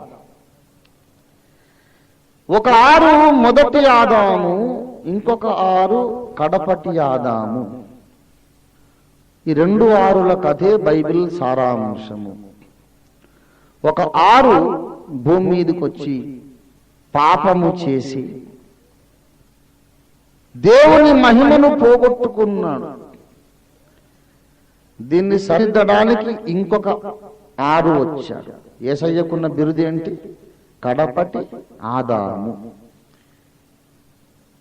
హవ్వమ్మ భర్త, తొలి మానవుడు, మట్టి ముద్దలో నుండి చేయబడినవాడు, అతడి పేరు ఆదామే. మరియమ్మ కుమారుడు, కన్యకుమారుడి పేరు కూడా ఇంకొక ఆదామే. ఒక ఆదాము పాపము చేసి తన మహిమను పోగొట్టుకున్నాడు. ఇంకొక ఆదాము వచ్చి ఆయన యజ్ఞమై మరణించి తిరిగి లేచి పోగొట్టుకున్న మహిమను మళ్ళీ ఆదాము జాతికి సమకూర్చాడు, రెస్టోర్ చేశాడు. ఒక 6 ఏమో పడిపోయాడు, ఇంకో 6 వచ్చి వాడిని లేపాడు. ఒక 6 చెడిపోయాడు, ఇంకొక 6 వచ్చి వీడిని బాగు చేశాడు. ఒక 6 నరకపాత్రుడైపోయాడు, ఇంకొక 6 వచ్చి వాడిని పరలోక వారసుడిగా చేశాడు. This is the whole story of the Bible. Bible అనే కథ అంతా 2 6ల కథ అంతే. 2 6లతోనే ముగించాలి, దానికి ఏమి కలపొద్దు. అయిపోయింది అక్కడ కథ, అక్కడే ముగించేశానని దేవుడు చెబుతుంటే ఇంకొకడు వచ్చి నేను కూడా ఒక 6, నేను కూడా వీళ్ళ పక్కన నిలబడతానని నిలబడ్డాడు. అబద్ధ క్రీస్తు, అంతిమ క్రీస్తు విరోధి. వాడొచ్చి నేను కూడా ఒక 6 అని నిలబడ్డందుకు 666 సాతాను సంఖ్య అయింది. 6 ప్రక్కన 6 రాస్తేనేమో దైవ గ్రంథపు సంఖ్య, ఇంకొక 6 రాస్తేనేమో అది సాతాను యొక్క సంఖ్య. అందుకే బుద్ధి గలవాడు మృగము యొక్క సంఖ్యను లెక్కించనిమ్ము, అది ఒక మనుష్య సంఖ్యయే. జ్ఞానము గలవాడు లెక్కించుకొని అన్నాడు. లిటరల్ గా 3 ఆర్ల ముద్ర వస్తుందని అందరు ఎక్స్పెక్ట్ చేస్తున్నారు. కానీ 666 తప్పకుండా రాయాల్సిన అవసరం లేదు. వాడు 666 ముద్ర ఎలా వేస్తాడంటే మనం అది 666 అని అనుమానించడానికి అవకాశం ఉండదు. ఇదేదో మంచిదే అనుకుని వేసుకుంటారు అందరూ. 3 ఆర్లు అంటే ఖచ్చితంగా 3 ఆర్లే కాదు. వాడే అంత బుద్ధిహీనుడా? వాడు పెద్ద మేధావండి. 2000 సంవత్సరాల నుండి బైబిల్లో 3 ఆర్లు 666 అని మనం అందరం పుస్తకాలు రాసుకుంటున్నాం, ప్రసంగాలు చేసుకుంటున్నాం. వాడొచ్చి ఓపెన్ గా 3 ఆర్ల ముద్ర వేస్తాను అంటే ఎవడేసుకుంటాడు? ప్రజలు ప్రకటనలో ఉన్న అబద్ధ క్రీస్తు ముద్ర ఇది కాకపోవచ్చులే అని కన్ఫ్యూజ్ అయ్యేటట్టు వాడు ఇంకేదో ముద్ర వేస్తాడు. దాని వెనుక ఉన్న సంగతి ఏంటంటే మొదటి ఆదాము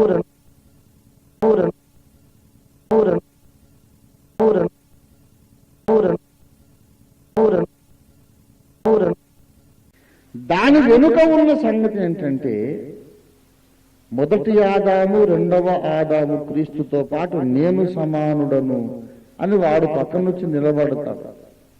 ఆ సాక్ష్యమును అంగీకరించడం, వీడు దేవుడు అని అంగీకరించడం, ఆనాటి క్రీస్తుతో ఇతడు సమానుడు, ఇతడే దేవుని కుమారుడని అంగీకరించడం, అది ముద్ర. గనక విశ్వాసులారా జాగ్రత్త. ప్రపంచ ప్రభుత్వం వచ్చినప్పుడు, ప్రపంచ నియంత వచ్చినప్పుడు వాడు ఏదైనా ఒక ముద్ర వేయొచ్చు. అది 666 అనే సంఖ్య కాకపోవచ్చు.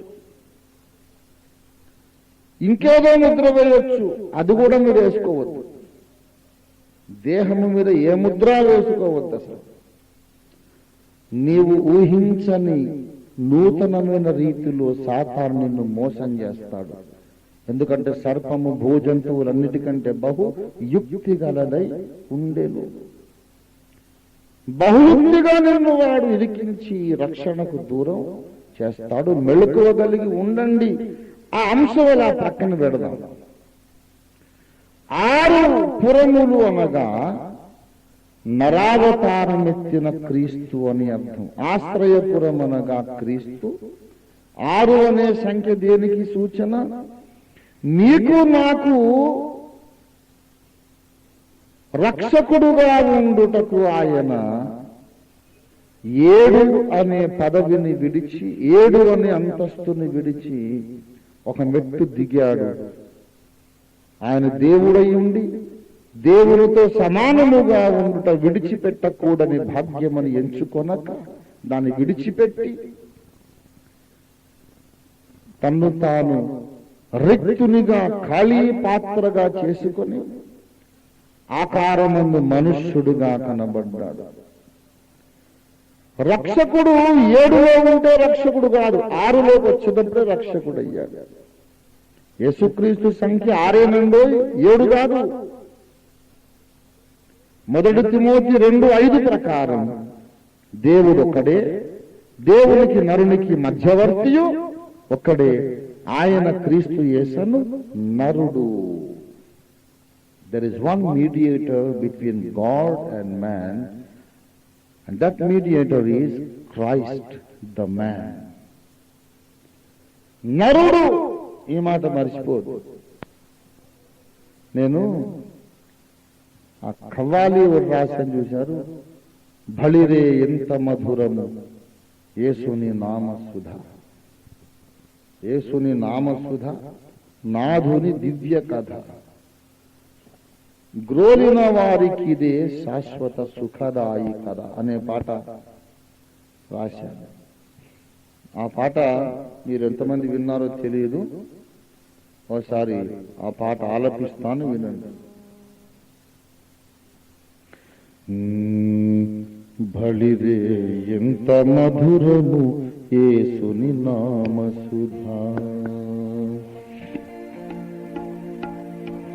బలిరే ఎంత మధురము యేసుని నామ సుధా, యేసుని నామ సుధా నాధుని దివ్య కథా, యేసుని నామ సుధా నాధుని దివ్య కథా, గ్రోలిన వారి కదే శాశ్వత సుఖదాయి కదా, గ్రోలిన వారి శాశ్వత సుఖదాయి కదా, ఎంత మధురము యేసుని నామ సుధా. ధరణి దేవుడై తరమున మనుజుడై, ధరణి దేవుడై తరమున మనుజుడై, ఇమ్మానుయేల్ ప్రభు మహిమలను చూపెగరా, ఇమ్మానుయేల్ ప్రభు మహిమలను చూపెగరా. రోగుల భావము వ్యాధుల దాపెను, రోగుల భావము వ్యాధుల దాపెను, మృతులను లేపెను కలుషాత్ములనే కడిగెను, మృతులను లేపెను కలుషాత్ములనే కడిగెను. పరముల మౌలిక ప్రభుని మహిమ యథాతథా, పరముల మౌలిక ప్రభుని మహిమ యథాతథా, శ్రీతులకు ఆవుధుడే పరము చేర్చు పదను సఖా, శ్రీతులకు ఆవిధుడే పరము చేర్చు పదను సఖా.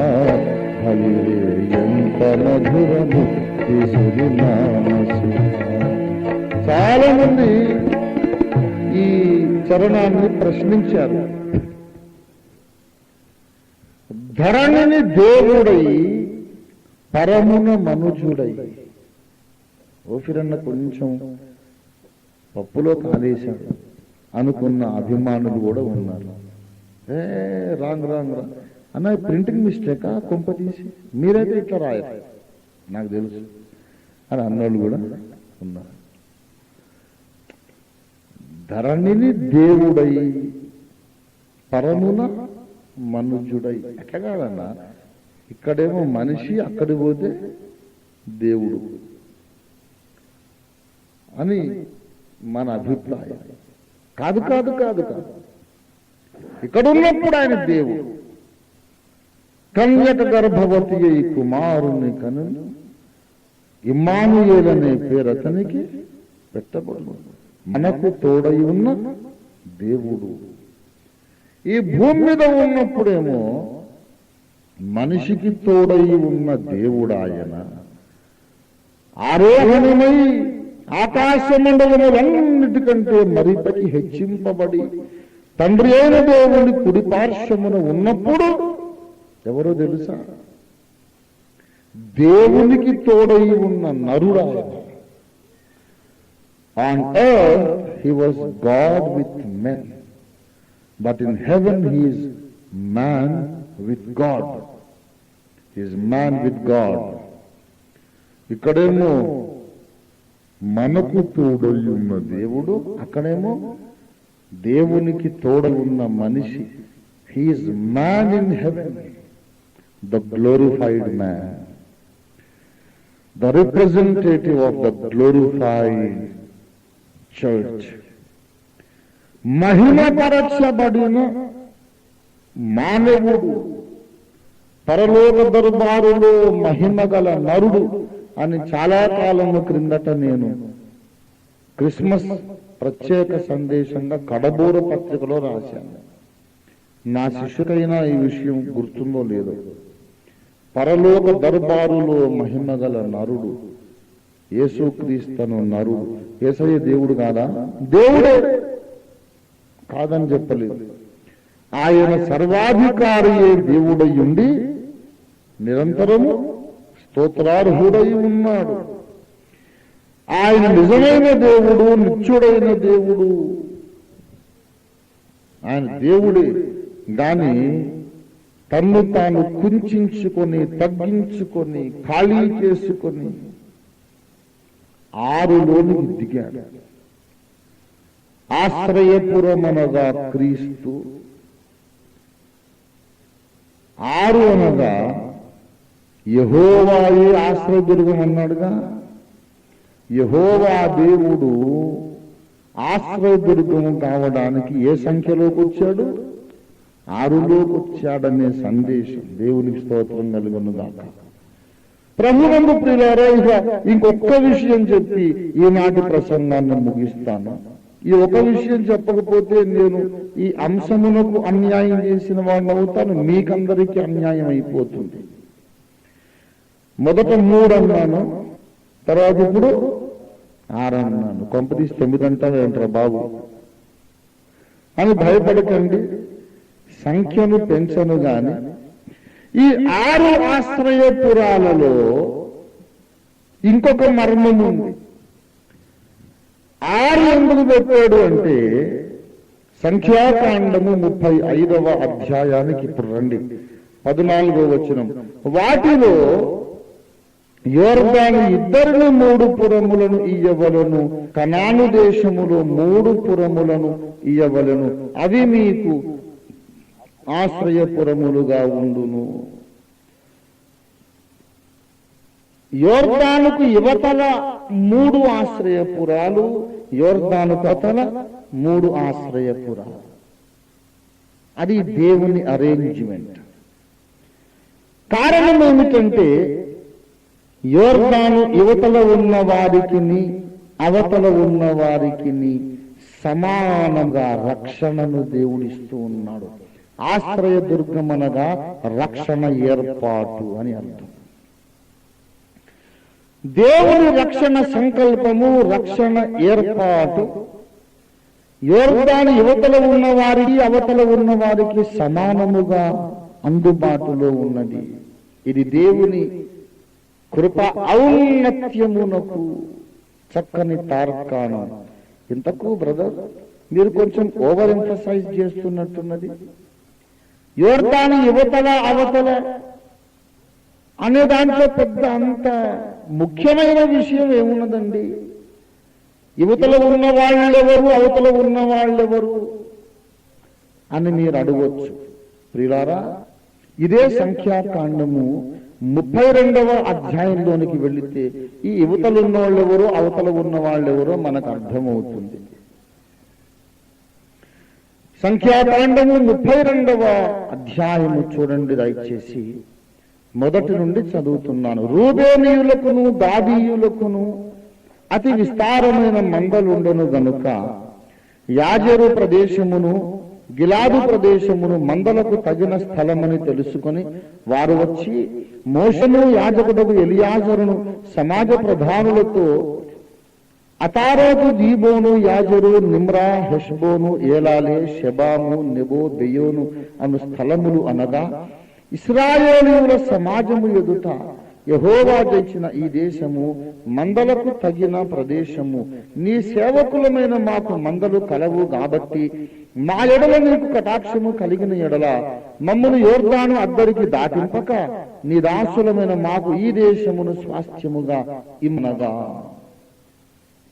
యోర్దాను దాటక ముందు యువతల ఒక ప్రదేశం ఉన్నది, ఇక్కడ మాకు స్వాస్థ్యము కావాలి.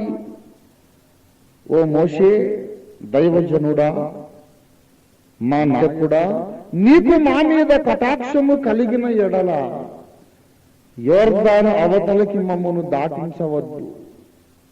యోర్దాను అవతలకి మేము రాము, యోర్దాను యువతలో మేము ఉంటాం అని ఈ రూబేనీయులు గాదీయులు మోషేకు మొరపెట్టుకుంటున్నారు. దేవుని బిడలారా, వీళ్ళు చాలా విచిత్రమైనటువంటి ప్రజలు, చాలా విచిత్రమైన మనుషులు. వీళ్ళ మాటలు చాలా విడ్డూరంగా ఉన్నాయి. యోర్దాను దాటడం వాళ్ళకి ఇష్టం లేదు. యోర్దాను దాటకుండా యువతలో ఉంటే వాళ్ళు ఎక్కడున్నారండి? వాగ్దాన దేశంలో ఉన్నట్టు చెప్పుకోవచ్చా? అసలు వాగ్దాన దేశం ఎక్కడుంది? వాగ్దాన దేశము ఎక్కడుందో చూడండి దయచేసి. ద్వితీయోపదేశ కాండము 8వ 11వ అధ్యాయం. ద్వితీయోపదేశ కాండం 11వ అధ్యాయము 11వ వచనము చూడండి దయచేసి.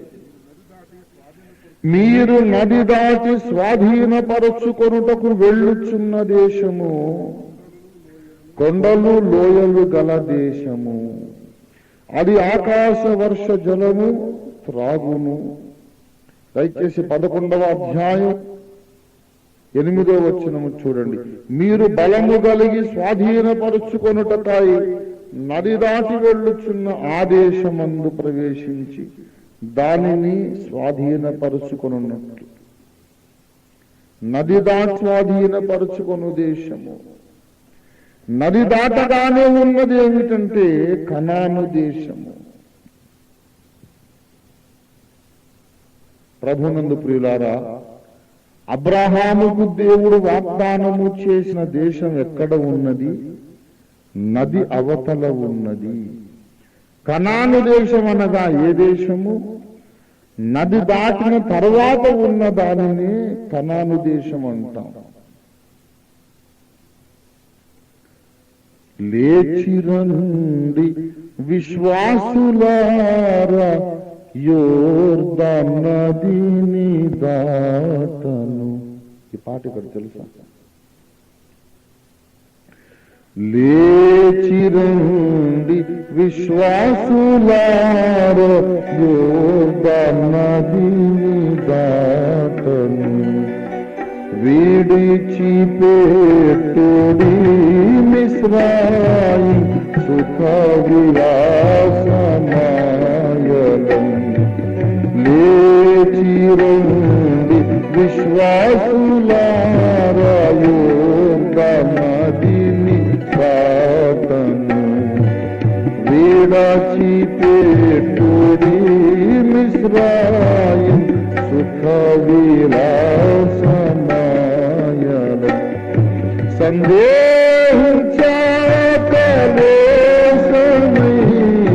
యేసుని వాగ్దానము.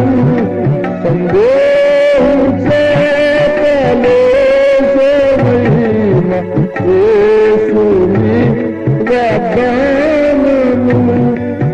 ముందంగా వేసి నిరాశ వీడి, ముందంగా వేసి నిరాశ వీడి, ప్రభుపై నమ్మికయుంచుడి. ప్రభుపై నమ్మికయుంచుడి. లేచిరండి విశ్వాసులారా, యోర్దాను నదిని దాటను. విడిచిపెట్టుడి మిస్రాయిం సుఖ విలాసమాయలం.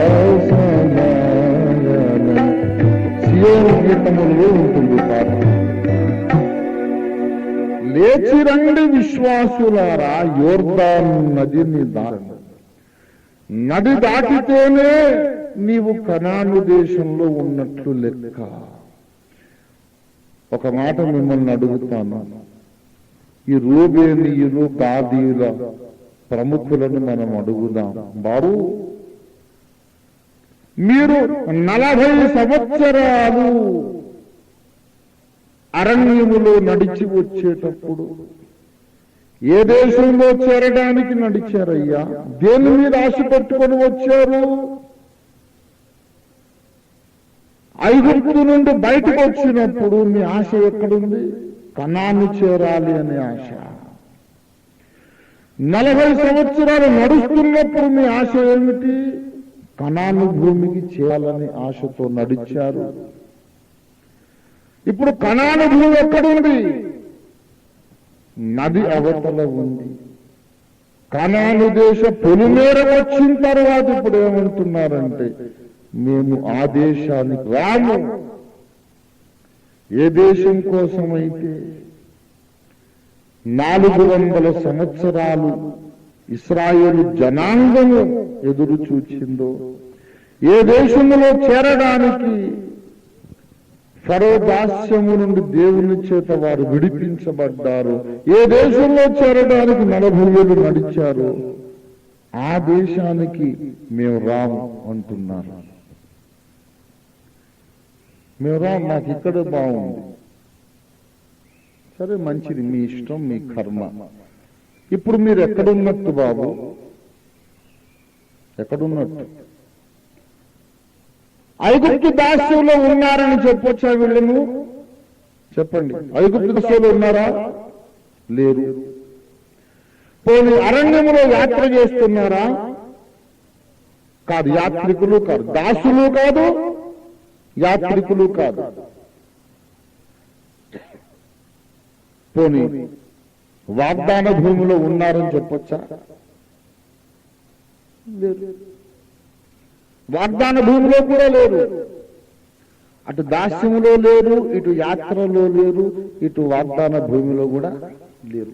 ఎటుగానే బ్రతుకులవి. రక్షణ అయితే పొందారు. ఐగుప్తు దాస్యంలో లేరు కాబట్టి ఏం పొందినట్టు? రక్షణ పొందారు. సాతాను అధికార కింద నుంచి విడిపించబడ్డారు. కానీ దేవుని వాగ్దాన భూమిలోనికి ఇంకా రాలేదు. కాబట్టి వీళ్ళు రక్షణ పొందినట్ట పొందనట్ట? అబ్బా, వాళ్ళకే రక్షణ ఉందండి, భ్రష్టులు అనకండి. తొందరపడి ఎవరికి తీర్పు తీర్చొద్దు. మనం అనుకుంటాం వాళ్ళకు రక్షణ లేదు, వీళ్ళకు రక్షణ లేదు అని. చాలా తప్పు. వాళ్లకు రక్షణ ఉంది. దయచేసి సంఖ్యాకాండం 32వ అధ్యాయము కనాను యువతలో ఉన్న భూమి ఏం భూమో మీరు చూడండి దయచేసి. కనాను యువతలో ఉన్న భూమి కనాను కాదు, అది వాగ్దాన భూమి కాదు. యోర్దానుకి యువతలో ఉన్న భూమి కనాను భూమి కాదు, వాగ్దాన దేశం కాదు. అయినా అది ఏం భూమి అంటే 5వ వచనం చూడండి, 4వ వచనం చూడండి. ఇశ్రాయేలీయుల సమాజము ఎదుట యెహోవా జయించిన దేశము. ఇది ఎవరు జయించిన దేశం అంటే యోర్దాను అవతల ఉన్నది కనాను దేశము, వాగ్దాన భూమి. యోర్దాను యువతల ఉన్నది కూడా ఏం భూమి చెప్పండి? వాగ్దాన భూమి కాదు, కానీ యెహోవా జయించిన దేశము. కనాను అనగా ఏమిటంటే పరిశుద్ధాత్మ పూర్ణత కలిగిన జీవితం. పరిశుద్ధాత్మ పూర్ణత కలిగిన జీవితం. ఆత్మలో నింపబడి, ఆత్మతో అభిషేకించబడి, దేవుని సంపూర్ణతను పొంది, filled with all the fullness of God, దేవుని సంపూర్ణతతో నింపబడి, ఆత్మీయ జీవితములో ఏలియా, మోషే, పౌలు, హనోకు, అబ్రహామున్న ఉన్నతమైన శిఖరం మీద జీవించడమే కనాను దేశ నివాసం. కనాను దేశ నివాసం అనగా దేవుని వాగ్దానములన్నిటిని అనుభవించడమే. ఇంకో పాత అన్ని పాటలు దీంట్లో వేసుకోలేక వదిలేసాం, చాలా వదిలేసాం. సత్యదైవార్చనలో ఉన్నవే మంచి పాటలు అనుకోకండి. సియోను పాటలు, ఉజ్జీవ కీర్తనలు అవన్నీ దీంట్లో వేసుకునే కంటే ఆ పుస్తకాలు కొనుక్కుంటే పోతుందని అన్ని ఇందులో వేయలేదు. సియోను వాసులారా సకల వాగ్దానములు మనవాయెను, సకల వాగ్దానములు మనవాయెను. సాగిల పడియేసునియారా దించెదము, సాగిల సాగిల పడియేసుని ఆరాధించెదను. దేనికి దేవుడు శిల్పియు నిర్మాణకుడు, దేనికి దేవుడు శిల్పియు నిర్మాణకుడు. దాని నివాసులు దానలను దీవించెను, దాని నివాసులు దానలను దీవించెను. సీయోను వాసులారా సకల వాగ్దానములు మనవాయును. సాగిల పడియేసుని ఆరాధించెదను. అసరూపం గడిచీడ పురుగులు నిడతలు, అసరూపం గడిచీడ పురుగులు నిడతలు. నాశం చేసిన పంటను మీకొసగును, నాశము చేసిన పంటను మీకొసగును. సీయోను వాసులారా సకల వాగ్దానములు మనవాయును. సాగిల పడియేసుని ఆరాధించెదను. అన్ని వాగ్దానాలు, అన్ని ఒక్కొక్కటి 8, 10, 12, 14 చరణాల పాటలు. ఎంత రమ్యమైన పాటలండి. వాక్య సారాంశమును ఇముడ్చుకున్నటువంటి పాటలు. దేవుని వాగ్దానములన్నీ క్రీస్తునందు మనకు నిశ్చయములై ఉన్నాయి. దేవునికి స్తోత్రం కలుగునుగాక. పరిశుద్ధాత్మను గూర్చిన వాగ్దానము మనది, స్వస్థతను గూర్చిన వాగ్దానము మనది, ఆర్థిక సమృద్ధిని గూర్చిన వాగ్దానము మనది, నీకు కరువులో కూడా లేమి లేకుండా పోషిస్తాను అన్న వాగ్దానము మనది, తలగా ఉంటావు కానీ తోకగా ఉండవు అన్న వాగ్దానము మనది, అప్పు చేయవు అప్పు ఇస్తావు అనే వాగ్దానం మనది. సకల వాగ్దానములు మనవి మనవి మనవి. వాగ్దానాలు చిలక చేసి ఉంటాయి. ఇప్పుడు లాటరీ తీసుకోవడం నాకు ఇష్టం లేదండి. గ్రంథ వాగ్దానములన్నీ నవి. ఆదికాండం 1:1 మొదలుకొని ప్రకటన చివరి మాట వరకు నాది. I'm the legal heir of all the promises of God. I'm the legal heir of all the power and glory of God. దేవుని మహిమకు వారసుడను, వాగ్దానములకు వారసుడను, వాగ్దానములకు వారసుడను. గ్రంథములో ఉంది గనక నాది. ప్రభునందు ప్రియులారా, ఇది మనకందరికీ ఉండవలసిన విశ్వాసం. ప్రతి క్రైస్తవునికి దేవుడు తన వాగ్దానములన్నిటిని ఇచ్చాడు. You are the legal heir of all the promises of God. 2వ కొరింథీ పత్రిక 1వ అధ్యాయము 20వ వచనము చూడండి. ఎంత వైడ్ స్కోప్ ఉన్నదో ఈ వచనానికి గమనించి చదవండి. 2వ కొరింథీ 1:20 దేవుని వాగ్దానములు ఎన్ని అయినను అవన్నీ క్రీస్తునందు అవును అన్నట్లుగానే ఉన్నవి గనక మన ద్వారా దేవునికి మహిమ కలుగుటకై అవి ఆయన వలన నిశ్చయములై ఉన్నవి. కింద ఆమేన్ అని ఉన్నవి. దేవుని వాగ్దానములు ఎన్ని అయినను అట, ఎన్ని అయినను. బైబిల్ మొత్తం వెతికి రాయండి. ఎన్ని వందల ఎన్ని వేల వాగ్దానములు ఉన్నాయో అన్ని రాయండి. ఓ పేపర్ మీద మొత్తం రాసుకుని అన్ని వరుసగా చిట్టా రాయండి. నేను స్వస్థపరిచే హోవాను, నేను భయపడకుము, నేను నీకు తోడై ఉన్నాను, నేను నిన్ను కాపాడేదను, పోషించేదను, రక్షించదను, హెచ్చించదను, దీర్ఘాయువు చేత నిన్ను తృప్తిపరచెదను. నీవు మొరపెట్టగా నేను నీ ప్రార్థన ఆలకించదను. నీ పాదములకు రాయి తగలకుండా దూతలకు ఆజ్ఞాపిస్తాను. మొత్తం రాయండి. గ్రంథ వాగ్దానములన్నీ ఒక పొడగాటి పేపర్ రాయండి. రాసిన తర్వాత పైన రాసుకోండి, ఇవన్నీ క్రీస్తునందు దేవుడు నాకు అనుగ్రహించిన వాగ్దానాలు. These are all my possession, legal possession.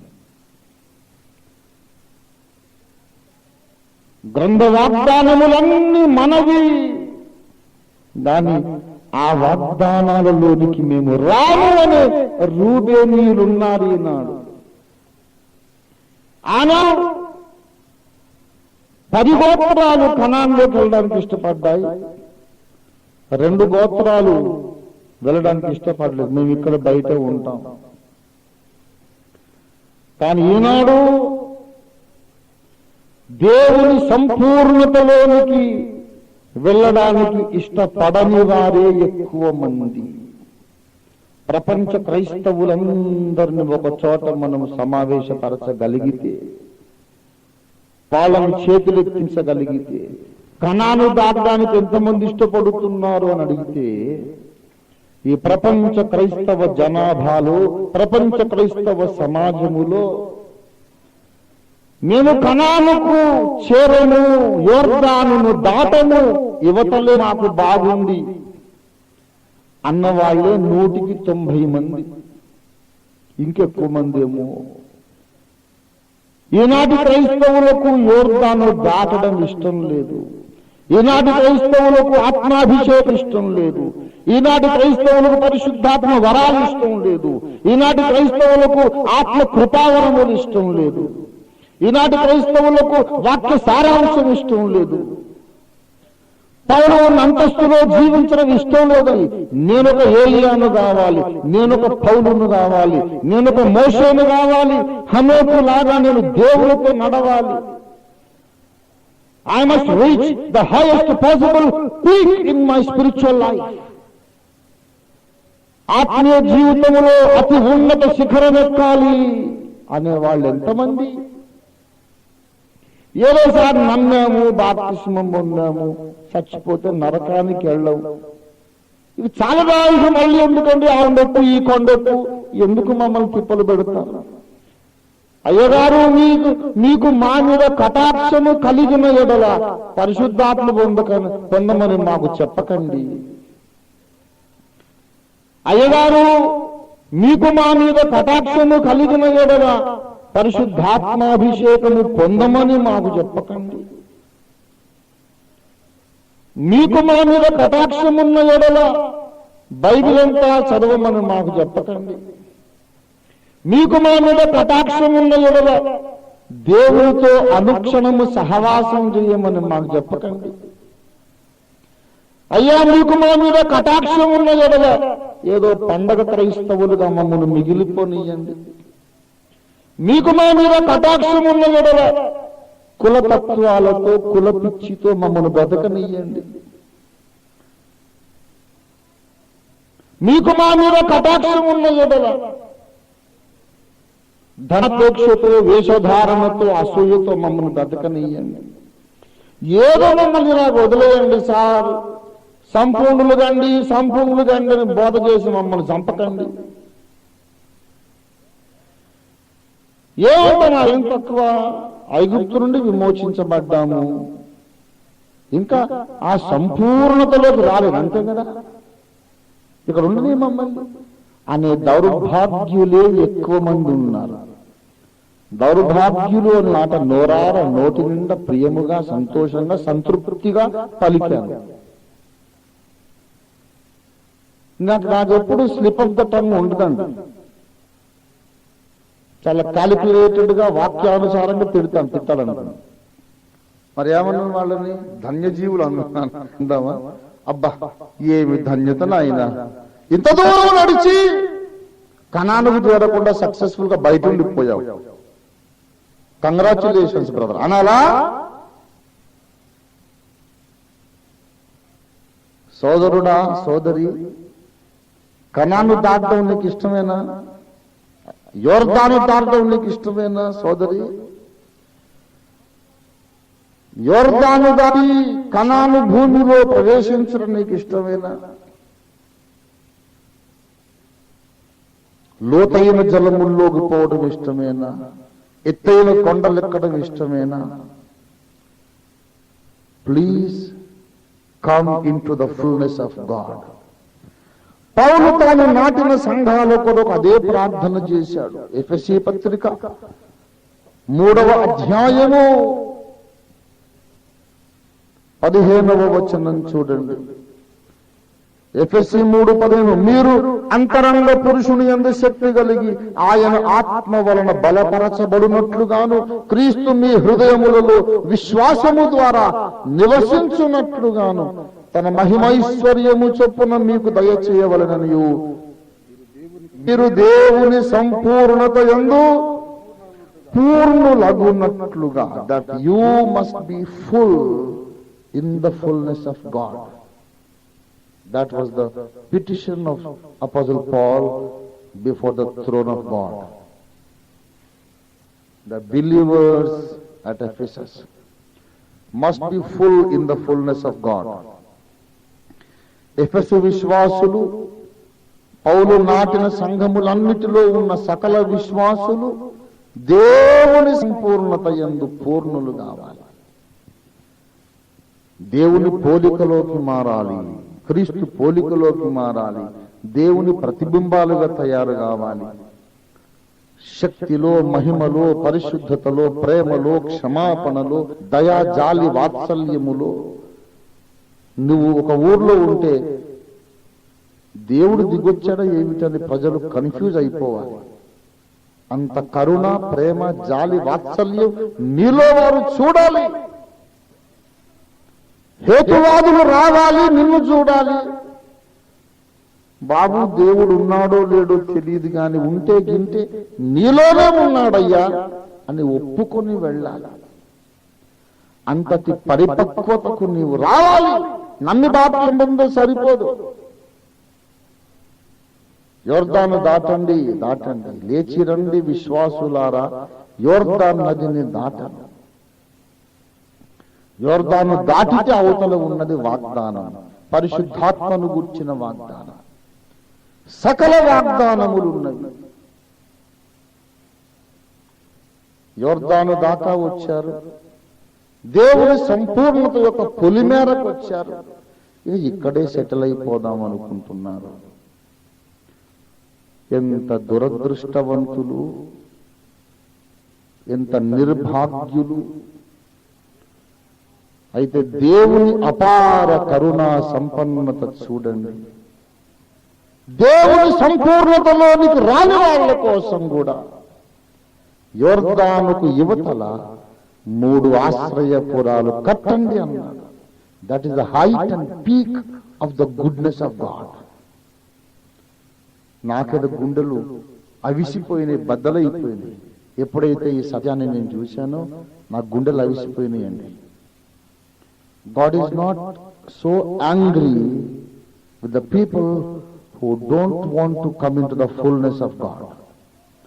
దేవుని సంపూర్ణలోకి రాకుండా ఏదో నామకార్థంగా దూరంగా ఉండిపోయిన వాళ్ళ మీద దేవుడు క్రోధముతో మండిపడడం లేదండి. పోనీలే,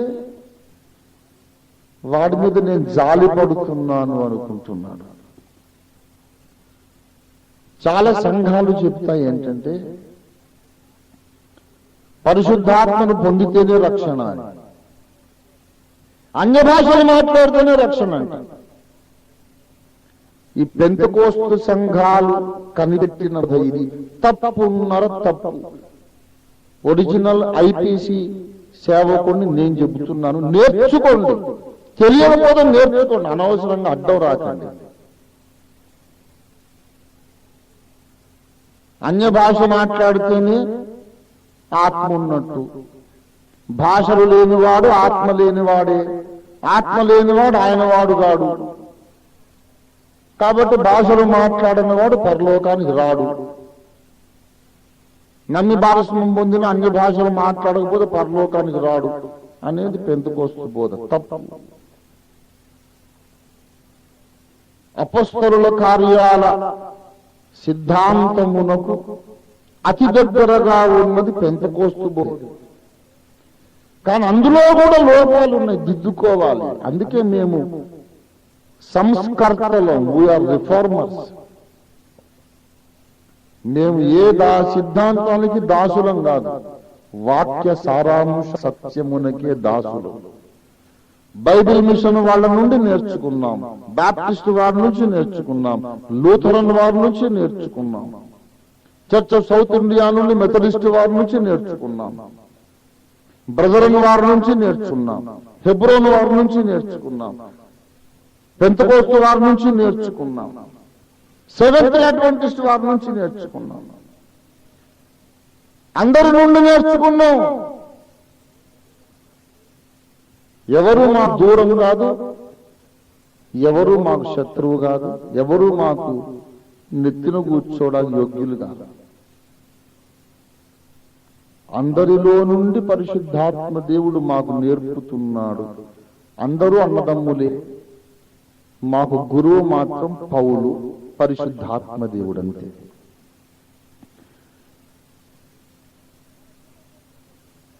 రక్షణ పొందిన తరువాత అడిగి కనిపెట్టి పరిశుద్ధాత్మను పొందాలి అనేది ఒక సత్యం. సత్యం. రక్షింపబడ్డ వాళ్ళందరూ పరిశుద్ధాత్మను పొందారనే తప్పు. ఇది బ్రదరన్ వాళ్ళు చేసిన తప్పు. బ్రదరన్ వాళ్ళు చేసేది ఏంటంటే రక్షణ పొందితే ఆత్మ ఉన్నట్టే అంటారు. మరి పౌలు ఎందుకు అడిగాడు? మీరు విశ్వసించినప్పుడు పరిశుద్ధాత్మను పొందితిరా అంటే అదేం పిచ్చి ప్రశ్న. పౌలు విశ్వసించాడు అంటేనే ఆత్మ ఉన్నట్టు అని అడగొచ్చు కదా. విశ్వసించిన వాడల్లా పరిశుద్ధాత్మను ఆటోమేటిక్ గా పొందడు కాబట్టే పౌలు అడిగాడు, విశ్వసించినప్పుడు పరిశుద్ధాత్మను పొందితిరా. రక్షణ పొందిన వాడికల్లా పరిశుద్ధాత్మాభిషేకం ఉంది అనడం తప్పు. అదే సమయంలో పరిశుద్ధాత్మాభిషేకం ఉంటేనే వీడు పరలోకం వెళ్తాం అనేది కూడా తప్పు. పరిశుద్ధాత్మాభిషేకం పొందిన వాళ్ళ కొరకు యోర్దానుకు అవతల 3 ఆశ్రయపురాలు ఉన్నాయి. పరిశుద్ధాత్మను పొందకుండా ఉన్న వాళ్ళ కొరకు యోర్దానుకి యువతలు కూడా ఆశ్రయపురాలు ఉన్నాయి. బ్రదర్స్, మీకు ఇష్టం ఉన్నా లేకున్నా తెలుసుకోండి, పెంతెకోస్తు వాళ్ళ కొరకు అవతల 3 ఆశ్రయపురాలు ఉన్నాయి. పెంటెకోస్టల్ ప్రీచర్స్ తెలుసుకోండి, మీకు ఇష్టం ఉన్నా లేకున్నా బ్రదరన్ వారి కొరకు ఆత్మాభిషేకము నమ్మకుండా ఉన్న వాళ్ళ కొరకు యోర్దానుకి యువతల కూడా 3 ఆశ్రయపురాలు ఉన్నాయి. ఈ కారణాన్ని బట్టి అటు 3 ఆశ్రయపురాలు, ఇటు 3 ఆశ్రయపురాలు ఉన్నాయి కాబట్టి నేను నా సేవారంభము నుండి బల్లగుద్ది మరీ చెప్తున్నాను. అన్ని సంఘములలో నుండి కొందరు పరలోకానికి వస్తారు. ఇండియా మిషన్ నుండి కొందరు పరలోకానికి వస్తారు.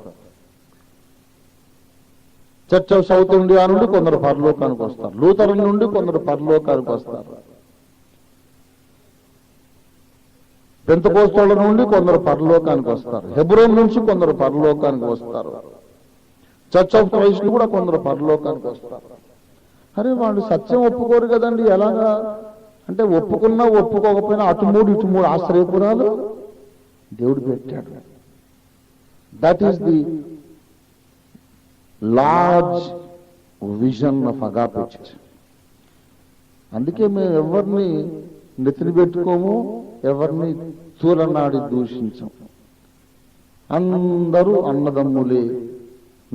నాతో పాటు ఎముకనంటిన రక్త సంబంధులు, నాతో పాటు పరలోకములు యుగయుగాలు జీవించే ధన్యులు. కొందరు హెబ్రోన్లో ఉన్నారు, కొందరు పెంతెకోస్తులో ఉన్నారు, కొందరు లూథరన్లో ఉన్నారు, కొందరు చర్చ్ ఆఫ్ సౌత్ ఇండియాలో ఉన్నారు. మీరు ఏ సంఘం అండి అని అడుగుతారు కొంతమంది. మీరు ఏదనుకుంటే అదేనండి. మీది ఇండియా మిషనా? అవునండి, మాది ఒక మిషను, అది ఇండియాలో ఉంది కాబట్టి మాది ఇండియా మిషనే. మీరు చర్చ్ ఆఫ్ సౌత్ ఇండియానా? అవునండి, ఎగ్జాక్ట్లీ మాదొక చర్చ్ ఉంది, అది సౌత్ ఇండియాలోనే ఉంది కాబట్టి మేము చర్చ్ ఆఫ్ సౌత్ ఇండియా అని. లూథరసా? అవునండి. సంస్థాగతముగా క్రైస్తవ సంఘము చేస్తున్న పొరపాట్ల మీద లేఖనాధారాలతో తిరుగుబాటు చేశాడు లూథర్. ఆ లూథర్లో నుంచి మేము ఎంతో నేర్చుకున్నాం. లూథరు చూపిన బాలోనే ప్రతి దుర్బోధం మీద మేము తిరుగుబాటు చేస్తున్నాం కాబట్టి మేము లూథరన్స్. అసలు ఒరిజినల్ లూథరన్స్ మేమే, రియల్ లూథరన్స్ మేము. లూథరన్స్ కాదు, మేము మార్టిన్ లూథర్స్ ఆఫ్ ద డే. ఈనాటి మార్టిన్ లూథర్ల మేము.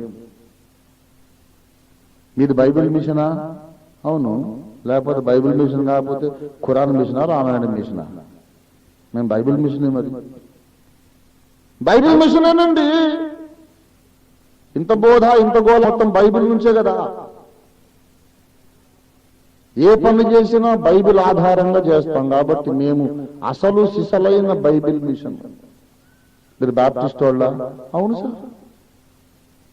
ముంచిన బాప్టిస్మాలు పొందుతాము, ముంచిన బాప్టిస్మాలు ఇస్తాం. మేము ఖచ్చితంగా బాప్టిస్ట్ వాళ్ళం. ఇంతకు మీరు ఏ సంఘం అండి? మొత్తం గబ్బిలం కట్ట అధ్వానంగా ఉంది.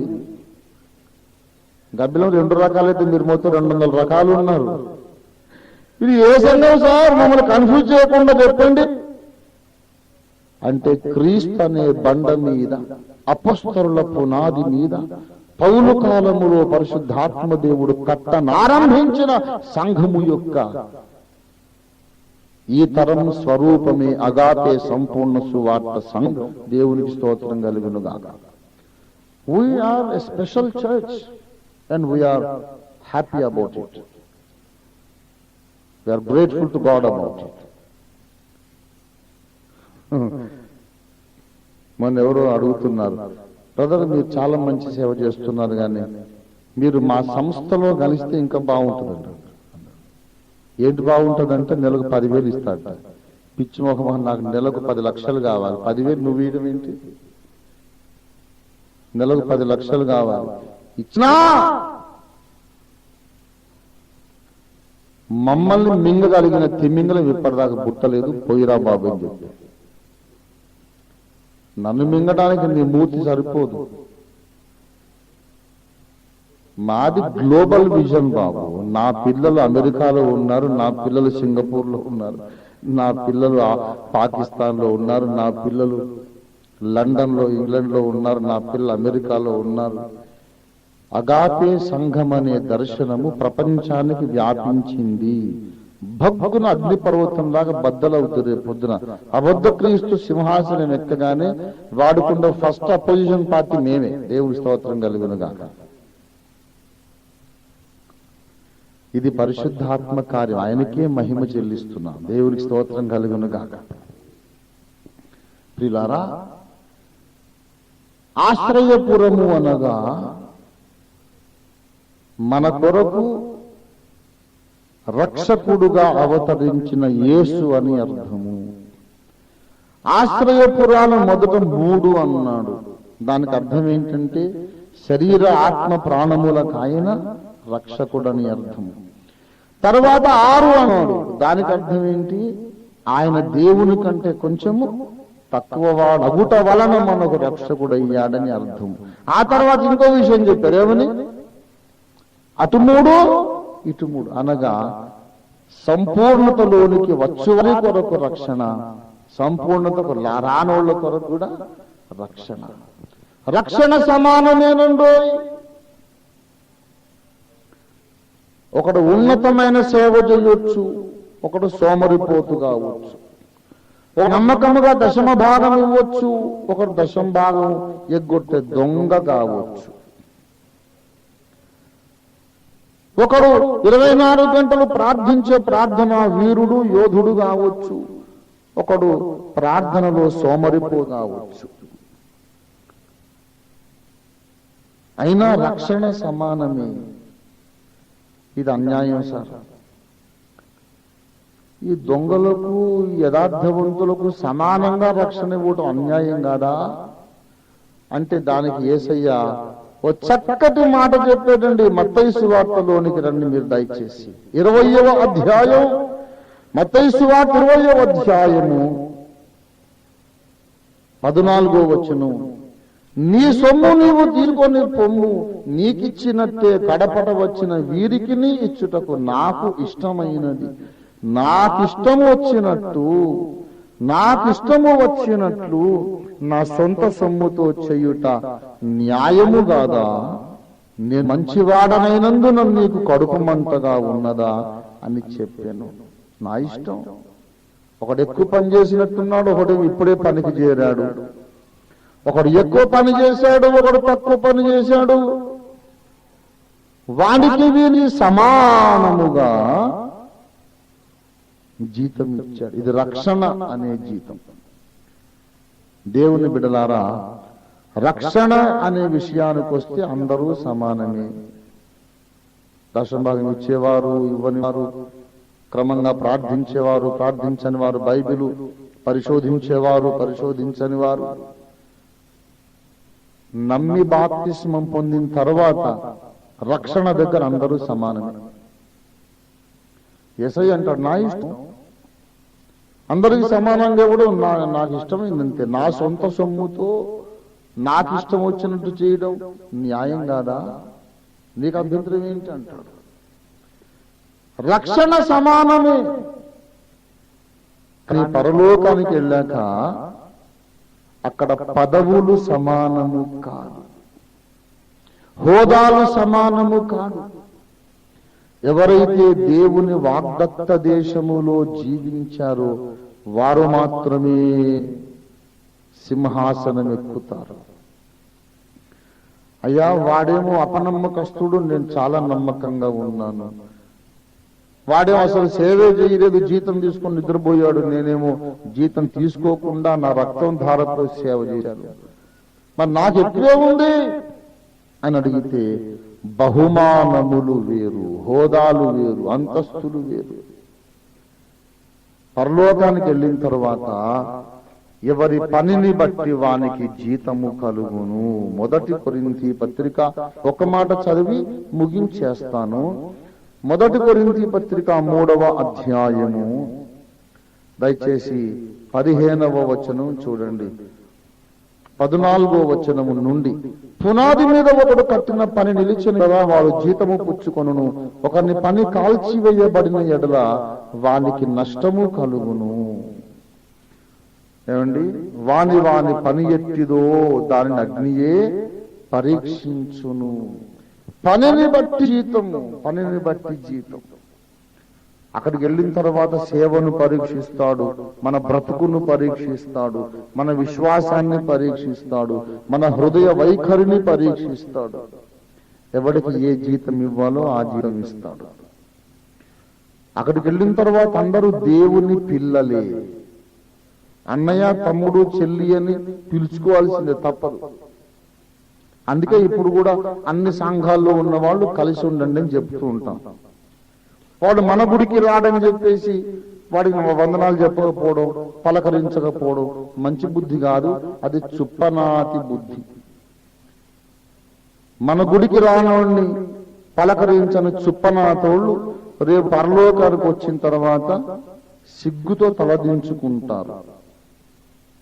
అక్కడికి వచ్చిన తర్వాత పరలోకంలో వాడు మళ్ళీ ఎదురొస్తాడు. మన గుడికి రాకుండా వేరే గుడికి పోయాడే, అక్కడ పరలోకంలో కూడా ఏదో చౌరస్తాలో ఎదురొస్తాడు. ఏంటి బాబు, ఇక్కడ కూడా తగలబడ్డావు, నువ్వెలా వచ్చావురా ఇక్కడికి, మా గుడికి రాలేదుగా. మరి అదే మరి అప్పుడు అద్దంకి రంజిత్ ఓఫీర్ గారు చెప్పింది అదే. అర్ధరాత్రి వరకు కంఠశోష, ఏ గుడికి వచ్చినా ఒకటి యేసయ్యని నమ్ముకుంటే చాలని చెప్పలేదు. ఏదో చెప్పాడులే అనుకున్నాను, కానీ మరీ ఇంత భయంకరంగా నెరవేరుతుంది అనుకోలే అని అక్కడ పోయి మరి సిగ్గుపడాల్సి వస్తుంది. ప్రియులారా, రక్షణ వరకు అందరూ సమానమే. మీరు అడగొచ్చు, ఏ సంఘానికి వెళ్ళినా యేసయ్యని నమ్ముకుంటే చాలు పరలోకానికి వస్తారు అనుకున్నప్పుడు మరి మీరెందుకు సార్ ఇంకేదో సత్యాన్వేషణ అని పెట్టారు అంటే చెబుతున్నాను, పరలోకానికి తీసుకెళ్లితే చాలదు, మిమ్మల్ని సింహాసనం మీదకి ఎక్కించాలని మా తాపత్రయము, మా ప్రయత్నము. గుడికొచ్చిన వాళ్ళందరూ పరలోకానికి రారు. పరలోకానికి వచ్చిన వాళ్ళందరూ సింహాసనం మీదికి రారు. కొంతమంది గుడికి వస్తారు కానీ మారు మనసు పొందరు, కూటానికి వస్తారు కానీ మారు మనసు పొందరు, నమ్మి బాప్తిస్మం పొందరు. కూటానికి వస్తే చాలనుకుంటున్నారు. కూటాలకు, సభలకు, ఆరాధన కూటాలకు వచ్చిన వాళ్ళందరూ పరలోకానికి రారు. నమ్మి బాప్తిస్మము పొందిన వారే పరలోకానికి వస్తారు. పరలోకం వచ్చినంత మాత్రాన సింహాసనం ఎక్కరు. మనల్ని దేవుడు సింహాసనం మీదకి పిలుస్తున్నాడు. ప్రకటన 3:21 ప్రకారం, నేను జయించి నా తండ్రితో కూడా నా తండ్రి యొక్క సింహాసనం మీద నేను కూర్చుండి ఉన్న ప్రకారము జయించువానిని నాతో కూడా నా సింహాసనం మీద కూర్చుండనిచ్చెదను. అక్కడికి మనం వెళ్ళాలి. సింహాసనం ఎక్కాలంటే వాగ్దానములన్నిటిని స్వతంత్రించుకోవాలి. సింహాసనం ఎక్కాలంటే మనము సంపూర్ణతలోనికి సాగి వెళ్ళాలి. అది అగాపే సంఘం యొక్క పోరాటం. వీలైనంత ఎక్కువ మందిని రాజులుగా సిద్ధం చేయాలి. వీలైనంత ఎక్కువ మందిని రాణులుగా, రాజులుగా, సింహాసన వారసులుగా సిద్ధం చేయాలి. అందుకొరకు సత్యబోధ కావాలి. అందుకొరకు అపొస్తలిక బోధ కావాలి. అందుకొరకు పరిశుద్ధులకు ఒకసారి అప్పగించబడిన ఆ బోధ కావాలి. అది అగాపే సంఘ పోరాటం. ప్రభునందు ప్రియులారా, అటు ఇటు ఆశ్రయపురాలున్నాయి, కానీ సింహాసనము మాత్రం కనాను భూమిలోనే ఉంది. జాగ్రత్త. యొర్దాను దాటని సంపూర్ణతలోనికి రండి. సంపూర్ణతలోనికి ఇదే మీకు ఆహ్వానం. దేవుడి మాటలను ఆశీర్వదించునుగాక. ప్రార్థన చేసుకుందాం.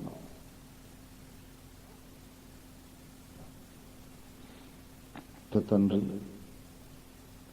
నీ కృపను బట్టి మీరు మాతో విస్తరించి మాట్లాడి అనేక విషయములను మాకు తెలియజేసినందును బట్టి నీకు వందనాలు చెల్లిస్తున్నాం ప్రభువా. నీ వాక్యం మాలో ఫలింప చేయండి. ఇశ్రాయేలీయులను గూర్చి ప్రభువా, వారిని దృష్టాంతములుగా నిలవబెట్టి వారి మాదిరిని బట్టి, వారి యొక్క దృష్టాంతమును బట్టి మాకు అనేక ఆత్మీయ సత్యాలు, సంగతులు బోధించినందుకు నీకు వందనాలు చెల్లిస్తున్నాం. పరిశుద్ధాత్మ తండ్రి, నీకు స్తోత్రాలు. విన్న వాక్యం మాలో ఫలింప చేయండి. మీరే నీరు కట్టి ఫలింప చేయము నాయనా, నీకు స్తోత్రాలు. మా స్వామి, ఆశ్రయపురమును గూర్చిన అనేక సంగతులు మీరు మాకు నేర్పించి, యోర్దానికి యువతలు కూడా ఆశ్రయపురాలు ఉన్నవి కానీ వాటి మీద ఆశ పెట్టుకోవద్దని, యోర్దానికి యువతలు ఉన్న ఆశ్రయముతో సంతృప్తి చెందవద్దని మాకు నేర్పించి హెచ్చరించినందుకు నీకు స్తోత్రములు తండ్రి. ఆశ్రయపురములు ఉన్నవి అని సంతృప్తి పడి ఊరుకోకుండా యోర్దానుకు అవతల ఉన్నటువంటి సంపూర్ణతలోనికి సాగి వెళ్ళడానికి, ఇక్కడ కూర్చున్న ప్రతి ఒక్కరిని, భూమి మీద ఉన్న ప్రతి విశ్వాసిని మీరు పురికొల్పమని, దేవుని సంపూర్ణతలోనికి రండి అని భూమి మీద ఉన్న ప్రతి విశ్వాసిని పిలవడానికి మాకు శక్తిని, సామర్థ్యము దయచేయమని యేసు మహిమగల నామమున ప్రార్థిస్తున్నాము తండ్రి. మన తండ్రి అయిన దేవుని ప్రేమ, మన రక్షకుడైన యేసునాథుని నిత్య కృప, పరిశుద్ధాత్మ దేవుని తోడి దివ్య మనోహర సహవాసము చేరువచ్చిన మనందరకును భూలోకమందంతటా చెదిరి ఉన్న క్రీస్తు శరీర అంగములకు అందరికీ సదా తోడై ఉండి దేవుని సంపూర్ణతలోనికి నడిపించును గాక. ఆమేన్, ఆమేన్, ఆమేన్. యేసు రక్తమునకే జయం, ప్రవేశ రక్తమునకే జయము, ప్రవేశనామమునకు పూర్ణ విజయం కలుగును గాక. ఆమేన్ గాక. ఆమేన్ గాక. ఆమేన్ గాక. ఆమేన్ గాక. ఆమేన్ గాక.